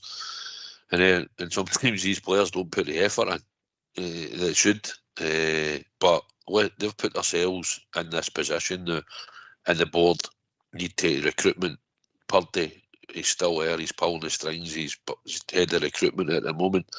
He needs to start making sure that we get some signings in the door, the right type that can come in and start and play straight away. We need to bolster the squad, we need to help, we need it in certain areas. Certain areas we can maybe get to the end of the season without replacing, because we've got some cover there, like right back for instance. So, but we need left back, we need somebody else in there to help McGowan out, because he can't play week in, week out as much as he has been of late, but he will need help. And we need to get another striker in the door. Danilo will probably need to get him out the door, because he's no feature now. There's a lot of players, Matondo's another one, Kieran Dell's in there. Although they come and bolster the squad, they're not worth it. They're as well just leaving, because they've been missing for that long. You start to miss them. The only thing you see is that they take money out of your club. So it's time we sort of move the players on, if we can, to refresh and get some more players in that we know is going to start and contribute to the club. Because this is the push now. Like you say, we need to get these 2 games against Aberdeen, rely on the squad that we've got, and then get the reinforcements in, the starters, get Rothwell out the door, another one that went missing.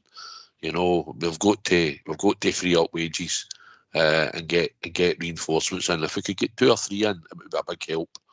And then we've maybe got Giga coming back, who may have to take part in certain games at times as the league goes on. But in Cornelius, I don't know how long he's going to be out for. Nobody ever really seems to ask how long they're actually out for, or are they nearly back to fitness. So maybe they'll ask him that, and next time he does a press conference till we find out exactly how long Cornelius might be out as well, because he would be helpful if we could get him back fit. But we definitely need reinforcements, and we know this. We know the squad's not good enough, but at the moment we're in a right good place, Rocks, and we need to keep this momentum going. Aye. You only do that, Billy, by winning games. You know, performance, even if the game does take place tomorrow night, if it's we win the game, I think Southside says, the Robert said 1-0. Doesn't matter. It's all about winning games now, for now to the end of the season. That's right, mate. You just, I say, I think last week or a fortnight ago, come on, I said in the show, if we can get through January and get up to the All-Firm game, and win that game and get right on their coattails and get through January undefeated by winning games, no draws, winning games, then I think we've got a massive chance, a massive chance to really go and win this championship. You know, there's 4 clubs. There's 4 clubs basically gone for this title, but 6 points or 9 points between the hangman. So you look at the transfer window as well. When you're talking about the transfer window, who's going to spend the most, or what kind of players they got to bring in. But this transfer window, for us to kick on, the Southside side is crucial, I think, and we've got to get the right quality players in here that's going to start. The Southside side, it's got to be starters and can benefit the team and can better the team. So if we can get that in January, in this January window, as I said, and win all these games in January, I can see 56 in the horizon, guys. I really can. If you keep winning football matches, why not? Mm-hmm. Why not? You know, I mean, I think I don't know where we are, but we after the cup game, I think the teams will be maybe first and third will be playing each other. Yeah, and obviously that's when you've got to keep winning and momentum. You know, and obviously you're going to need a bit of luck, like you always have, Albert. Yeah. Of course, mate. I mean, the pressure's not just on us. See the other teams all around about, it's on them as well. It's who's going to cope with the pressure the best. That's what wins leagues. And it's not about spending money, Willie. In my opinion, it's not just about how much you spend. It's who you spend it on and the quality you get. That's what I was trying to say, Albert. Sorry, mate. That's what I was trying. That's what I was trying to say, mate. Eh? Aye, it's there's a few factors that it's in your control, but there is Ox is trying to point out the luck's luck's got to be with you. That's not in your control. That just happens. But as I say, you make your own luck. As far as I'm concerned, I think we're the strongest team in the league at the moment. I really do. I don't think we're the best team in the league football-wise, but I think we're the strongest team in the league. Because all these look at these young boys, they're shaping up. You can say what you want about them. You can call them this, that, and the next thing, but you can't argue about their bottle, mate. You just can't. Magoma, he's not a thought. He's only 19 years of age, by the way. But he's got total commitment to Rangers. You can see it. Fernandes, Shermante's starting to play now. You can't. Everybody sees him now. Can't deny that the boy's got something. He's maybe no completely there yet, but he's definitely contributing now, which is great to see. Great to see Asgard scoring goals. I mean, Asgard's he just needs to learn. He just needs to quicken up again. So you've got these players. You had Barjami contributing as well. He got injured. He's out, obviously, but he's bursting into play and wants to contribute. I mean, all these players, you got to remember, weren't doing anything at the beginning of the season. None of them were doing anything. Mm-hmm. And we were basically carrying all these players and wondering what's happening here. You had one or two players come. We were asking was playing now and again.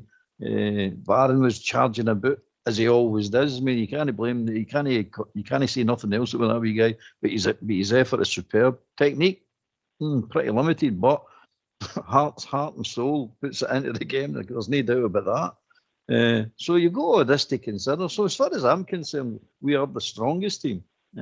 And we are in with a shout, mate. We are definitely in with a shout. We need to get more goals in the team still. And if we do that, I think we're the favourites, mate. If we get more goals at us. Aye, because that's been my problem. Because you look statistically, Southside, you know, with defence, bizarrely, considering what we've watched, we've read my runs at times, particularly before Danny came in. You know, it's hard to believe. I think we've got a joint best defence now. I think it is, and I think it's a joint. I'll just check that out, mate. But we have to score goals to take the pressure off the defence. And obviously, if you score more goals, you win more games of football. Aye, and we weren't creating as many chances as we have been in the last wee while now. We've started to create more chances as well, and we're scoring more goals.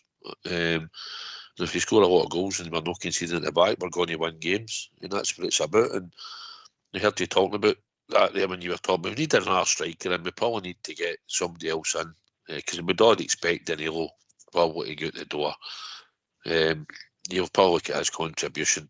You know, we started when we started the season because he was the only sort of fit striker we had. The other two, obviously Dessers and Iggerman, were working their way out the door, so we had to rely on Danilo. And then obviously we go and we get Majowski and Chimity. And then Danilo finds himself back down the pecking order again. He's come in a couple of times and contributed, but on the whole, he's well out the picture again. It's probably time, for what he's getting paid in wages and what we paid for him. It's probably better that we try and get him out the door because we've got games that we need to win. I heard you saying about after Annan. Well, we've got Dundee at Ibrox towards the end of the month. And then we've got Hibs away at the start of February, and then we're at home to Kilmarnock and away to Motherwell, and then home to Hearts. So their run of fixtures is what we want to cement. We need to make sure that we win all the games. We've struggled, like you said, at Dundee earlier on in the season at Ibrox, so it's time to rectify that and make sure that first game back after the cup game that we get 3 points, and obviously we go back to Easter Road and that, but we can navigate that as we go. But the games coming up will be crucial, and we've got games that are certainly winnable at Ibrox and 2 away, probably Motherwell and Hibs. In between that, we Kilmarnock and Dundee at home. So they fixtures after the cup game, they 4 alone, and then Hearts obviously again at Ibrox after that, the last fixture. They're the ones that we need to make sure we cement. We've got a chance of getting 3 points off Hearts back again.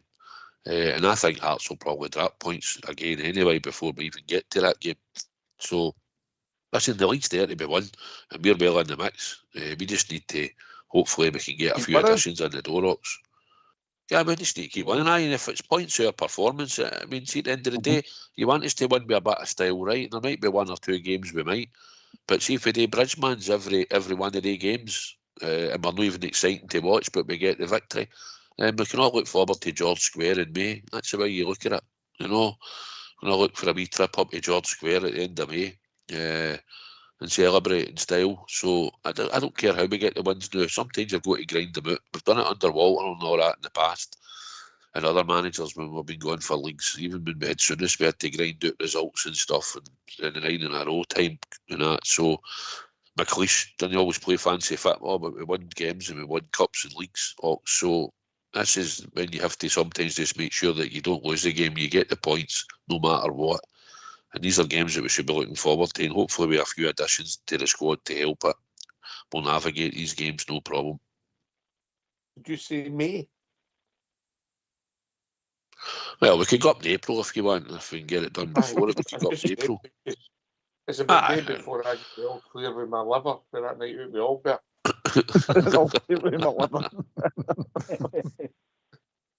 Southside, do you know what's mental, Southside? See if we had replaced the goals, but right up until the Celtic game, see if we'd replaced the goals with what we'd scored for the same time last year as we did this year, we're sitting 8 points in front of Hearts. That's mental. It's absolutely mental if we'd have replaced the goals. That's where the frustration came from, mate. The people leading our club, I mean, don't get me wrong, Mikey Moore get a bit of hero now with the goal on Sunday, Saturday. You always get that when you get a goal up there, you know, and you'll be fondly remembered forever. But part of the first half performance, the game passed them by. And we know the boys got a bit of talent, but the game still passed them by. Gasserman, apart for the shot, the chip in the first half when they ran through, thought it was very poor. You know, so we know we're short. We've no left back. You know, we thought that Aarons was going to give his cover. Well, he's now went for somebody that was come in as a starter to, what would you say, third choice right back. Yeah? Oh, he's a third right. And that is his position, right back, yeah. It's third choice. Aye. So we watched him at left back at the start of the season, thinking we'd give his cover in both wings. We're short. We made a lot of mistakes. And some of the personnel just not up to it. And even Majowski, we thought would score goals for us easily. Well, he's been poor on the piece as well. He had a wee run when he scored 2-2. Well, 3-2, wasn't it? But then he's got injured and out the team, and he's not really come back in, is he? You know, and obviously if Chamati keeps scoring, we might not see Majowski. You know, Albert. It's true, mate. Well, you will see what I think you will see Majowski because Chamati can't do it himself. He'll be rested sometime along the line. But Aaron, in fact, I'm saying Aaron's his third choice. I think he's second choice, mate. I think Tab should be the third choice. But it's not the way he's playing it. Rowe's playing it. He's playing it as Aaron's as he's sort of doing his utility player at the moment, and he's not doing any position really. He's all over the place. He's playing this left back, right midfield, left midfield. He's all over the place. But I don't care where they play, as long as they win, mate. As long as I don't care what formation we play, I don't care what style we play, as long as we win and win go on to win the league. Exactly, mate. Listen, we're moving the last 20 minutes. Let's hear from you. Why don't you give us a call on 0141 356 1972. It's your show, it's your platform. Let's hear from you.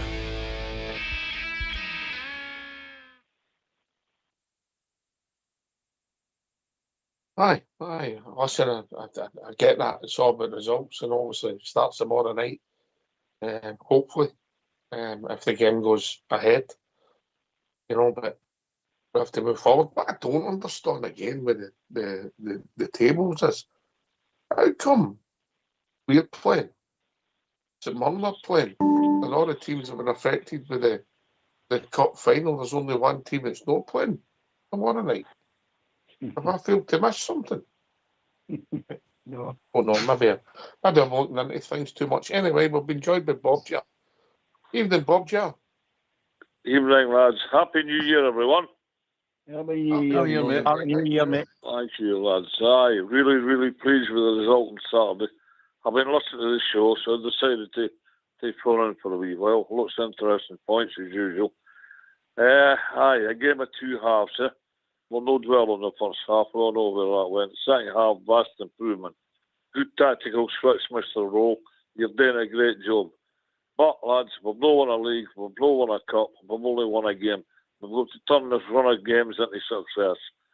And the way things have gone, well, okay, let's do it. I see they've got Uncle Martin back. Well, we're going to revert to him all the time. That's fair enough. That'll do me. We're getting stronger. We're going to get better. 2 or 3 quality signings, and we can do this. Of that, I'm convinced.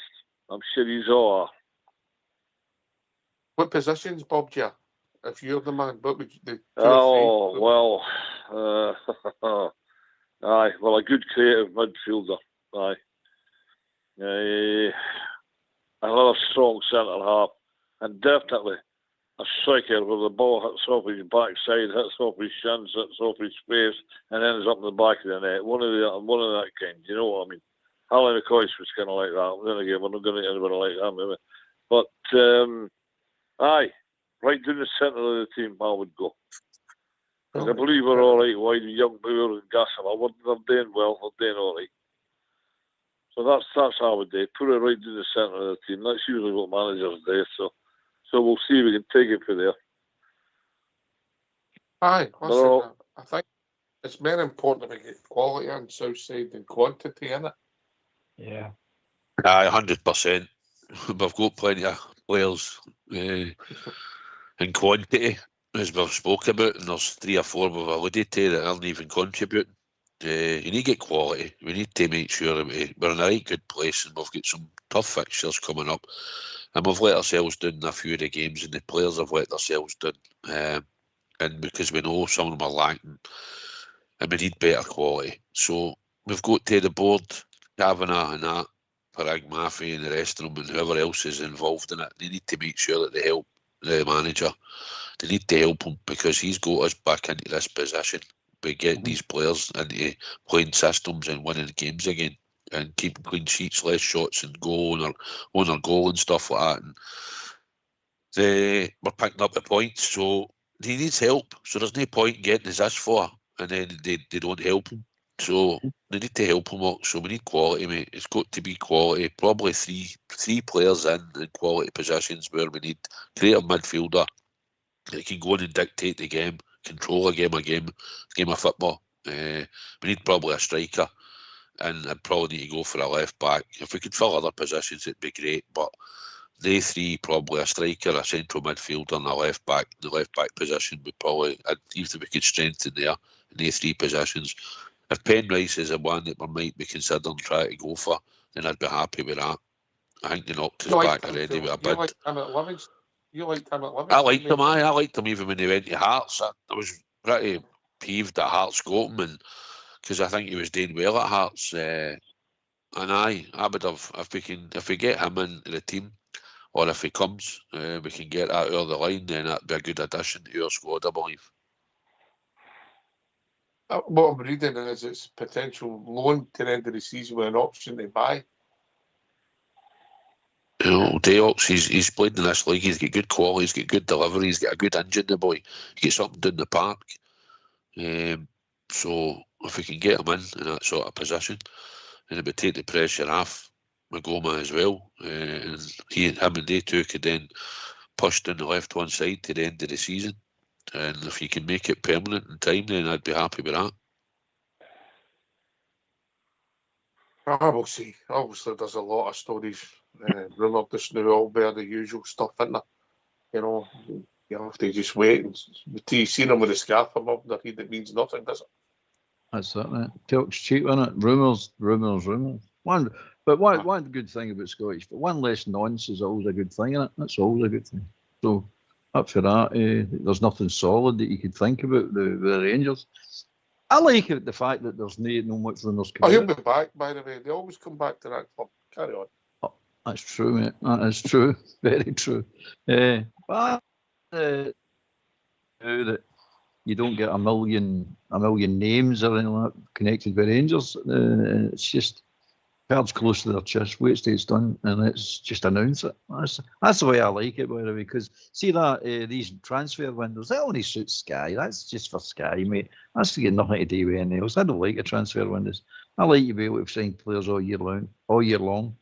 I think it's a lot better that way than this. We're all building up to 2 transfer windows a season. It's crap. It's just for Sky to make money. That's what that is. I don't think that ship might have sold. I don't know if it's good for football. I really don't. You know, the money used to move around all year now, doesn't it? And then, you know, people end up, if they've got somebody needs somebody, they make a tremendous offer in February, you can't buy them. Doesn't make sense. And then the player gets injured in April and they don't want to sign them in the summer. Yeah. The ship sailed. I know the team that was going to buy them's happy because they've, but you know, it just does the football model, which I don't know. Just there's a lot that I don't like. That maybe it's just me, Bob, Chair. Could be Ox. It could be just you. I'm with you on that. I used to like it better when the transfers were all the year round instead of this transfer one day nonsense. I can't be doing with it either. It's a load of, as you say, old Bear, it's a load of crap to make Sky money. The hell of football is a load of crap to make Sky money, if you ask me. There are a lot of aspects of it. But, I'd rather have the transfers all year round. If you liked a boy, you could have put in a bid for him and got him there and then. And having to wait till one day's home and all this crap. I hope they could change that, but I doubt it. So, it's not just you, Ox. Thank God for that. Thank God for that. Yeah. But it's going to be interesting. Just going back to the team tomorrow night, if the game goes ahead Southside, and I'm trying to see if I can find any news on that as we speak. I'm not picking up a lot, but what would you do with the team, mate?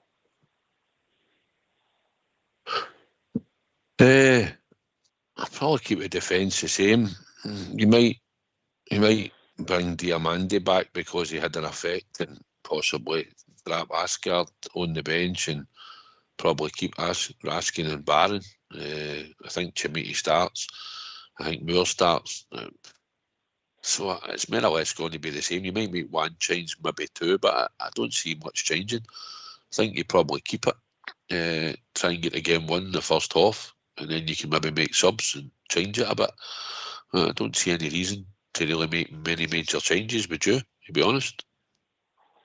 No, I don't think there'll be major changes. I mean, it'll just be, if you were picking on what you've seen this now, back 4, I agree with that. Butland, obviously, then you're into what shape and who you fancy in midfield. Yeah. What's your take on it all, Bill? I think the only change will be Asgard out and Diamandi in. I think it's the same team. But knowing him, he'll take Stirling out as well and put Tav in because he'll try to look after Stirling at the moment. He might play. I don't know. Has he played back-to-back games? I don't think he has. But he might do that. I don't agree with doing that, but he might do that. I wouldn't do it. So I would start with the same team apart from Diamandi and Asgard.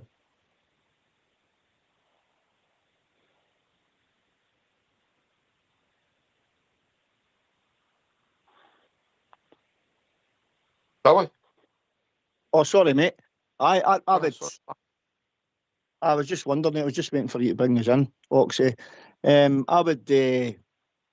would go with the same team as we started the second half, and I would play Stirling in there and all, and just keep Tav. I'd maybe play Tav up at Pittodrie, to be honest with you, But I would the team that started the second half on Saturday to beat Celtic earlier, that's the team I would play them more tonight. Definitely. Here one, Cooks. See, we're talking about Danilo. Much do you think? What would be your asking price? I think I'm not sure when his contract's up, mate. I think it's up in the summer. Let me see if I can find that out, Billy. Listen, if his contract's up in the summer, mate, and he's on the wages, it's rumoured to be mid-20s, mate, and you're getting him off the books, you're saving £500,000 in wages. Mm-hmm. You know, and obviously somebody's not going to give you your money back if he's only got 6 months left in his contract. I'm not sure if it's 18 months, he's got a year. I'm trying to find it in some of my notes here. But I'll have a look and see if I can find it. But if he's only got 6 months, Billy, if you got him off the books, mate, you're saving £500,000. And I know it's no ideal because you're not recouping any transfer fee, but his value's next to zero, Albert. I'll take anything you can get from him, to be honest with you. Disregarding what he's transferred. Just, if you get money from him, you take it. But you're never going to get your $6 million back, put it that way. And it reportedly be paid for him. So, and same as Matendo. It's just wanting them off the books, mate. No. It's just a case of getting, and you don't want a fire sale, you want to get some money. But you're not going to have, these guys are draining money season in, season out. So you've got to think of that and say, well, we're going to hold it for, say, 2 million or $500,000, whatever it is. You're saying, well, you've got to take their wages out. It's going to be something like, nearly 1.2, 1.3 million pound between the two of them. You're going to lose in the season just in wages. So you could bring a few players in and take up their wages. You're not going to bring one player in or two players in with that kind of money. Neither 2.5 with the two wages, mate. Well, there you go. I mean, so why mince about with that? Just take the hit, because you're never going to get the money back. If Danilo was a player he should have been, you'd be looking for about £5-6 million for him. But he's no. Matondo's the same. If he was a player he should be, you'd be looking for about $8 million for him.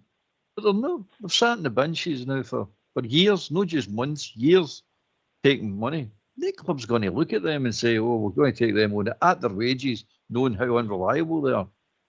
So they're not going to do it, mate. So that you go to do and try and encourage somebody to take them. So somebody will come in and offer them half the money and no transfer fee, and you might get them off the books. But again, they'll be looking at it and say, well, I'm not taking half the money. They'll be wanting a sign-on fee. They'll be wanting or us to pay up the full contract.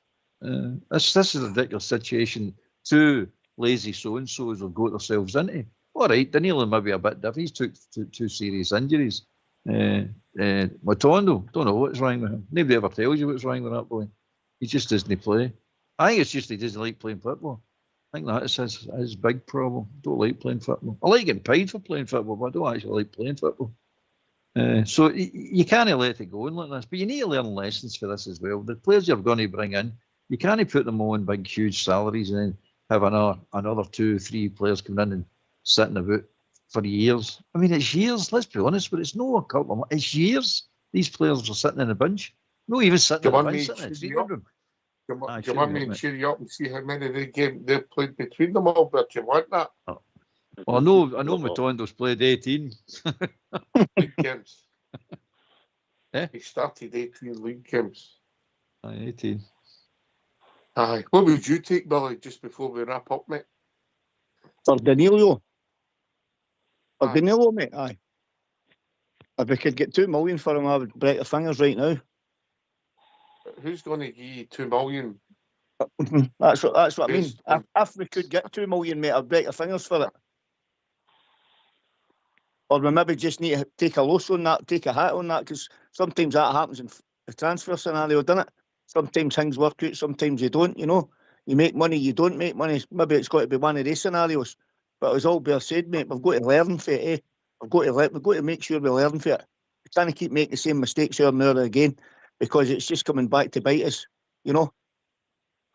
You signed a 5-year deal, Ox. Signed a 5-year deal.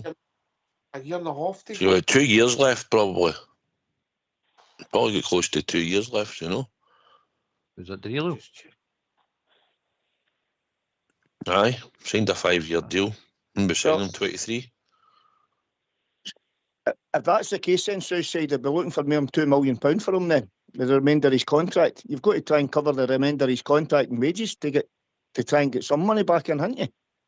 He ain't gone anywhere, mate, because he's not getting the same money anywhere else, mate. Don't know where you're getting that money.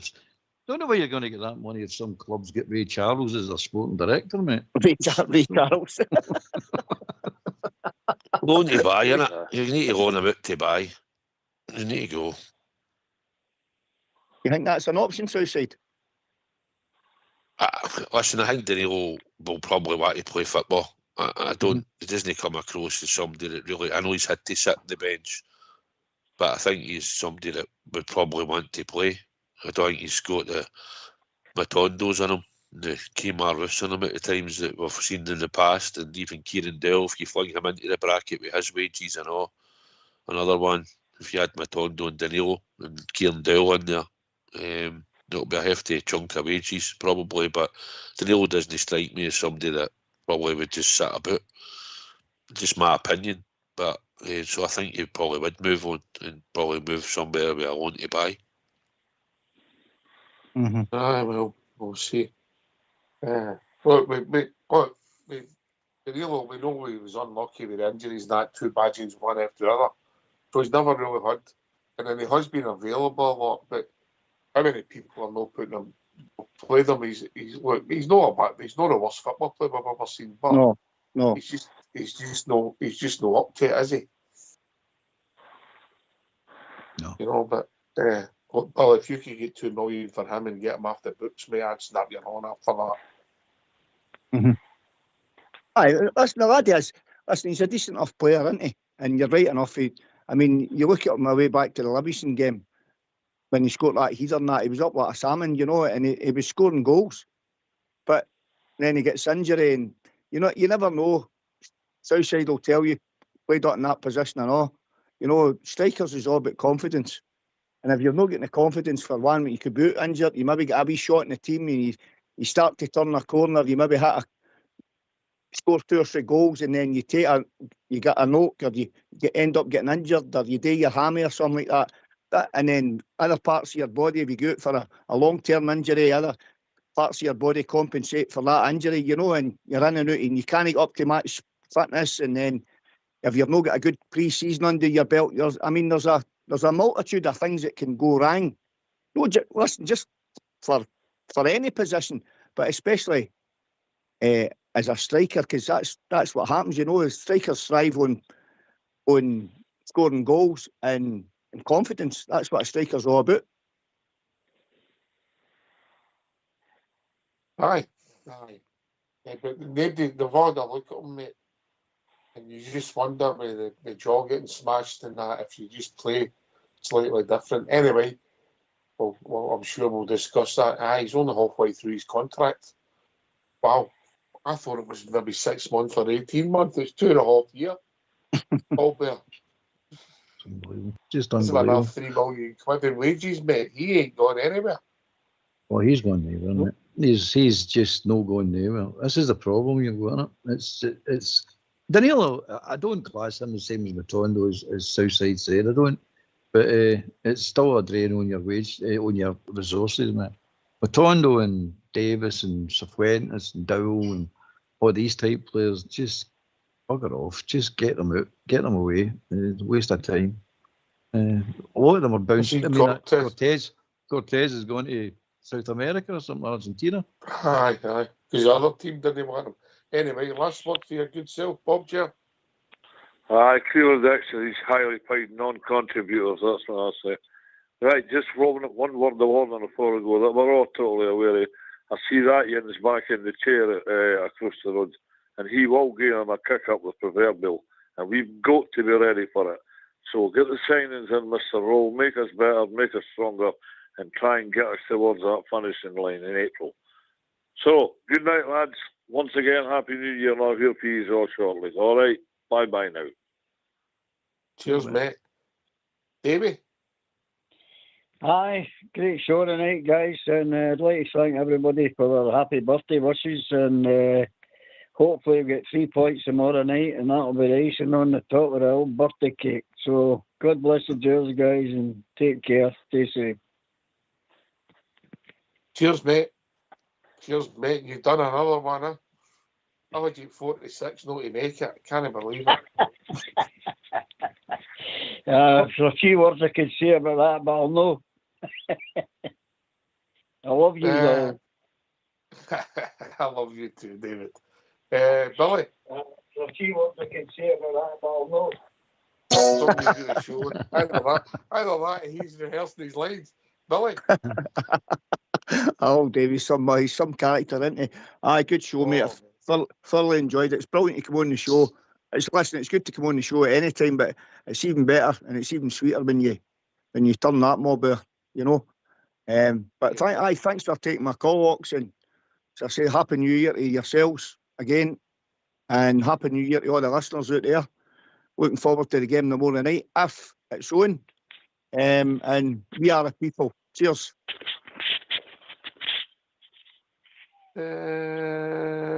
Albert. Aye, good to be on yourself on Southside. Billy, Bob, David, Old School Blue and Fox. It was a good night. Nice victory. Let's carry it on. Let's get the next one. That step done. All these steps done. Next step, please. Aberdeen tomorrow night. Let's get that game done and dusted and out of the way. Yeah. Southside. Hi, good to come on after a good victory at the weekend and do the show with your good self, Fox and Albert. It's been a good wee night, and everybody that's phoned in and joined the show. It's always good, and everybody's in good banter. I'd like to thank everybody out there in the YouTube land that's helped and joined the show tonight and participated in it. I'd like to thank them. Also, Fips out on the Facebook page and also MixLR, I believe. Thank them for joining in the show and listening in. Looking forward to tomorrow night. Need to smash this Aberdeen mob into submission and get the 3 points in the bag. And then Thursday night, I'm off to the Kings, going to see 9 in a row legends. Kings Theatre, Big Hateley, my big mucker's gone. Big Mark Hateley will be there. Mark Walters will be there. Graham Roberts will be there. So real football players that contributed to our club. So looking forward to that. Graham Roberts is gone. He never played in No, he didn't, but he's turning up for some reason. He's there. He's turning up. Derek Ferguson will be there, and I believe Ian Durant's there. I don't know much about it, but I've got tickets to go and see it, so I'm going to go. It should be a good night, and I'm sure it'll be a good sing-song in the Kings, no doubt. So looking forward to that. But the most important thing is Rangers win tomorrow night. If the game goes ahead, which hopefully they'll make it down for Aberdeen, they can come down, get their down, and then go up the road. And then we'll look forward to turning them out again on Sunday up there. So that's what we've got to look forward to. 6 points off a sheet, mate. Get us right in a strong position in this league. So thanks for having us on as always. Yes, listen, if the game goes ahead, obviously we'll be back tomorrow night. Yeah, a pre-match show. If it doesn't go ahead, and it is an if, we'll start at the normal time, 8 p.m. But listen, thanks to Billy, Old Davey, and Bob Jeff for joining us. Southside and Albert for doing the show. For the boys, thanks to Fox and Old School Blue for doing the technicals. This has been Rangers Radio. We'll be back at some point tomorrow evening, depending on the weather. Take it away, Old School Blue.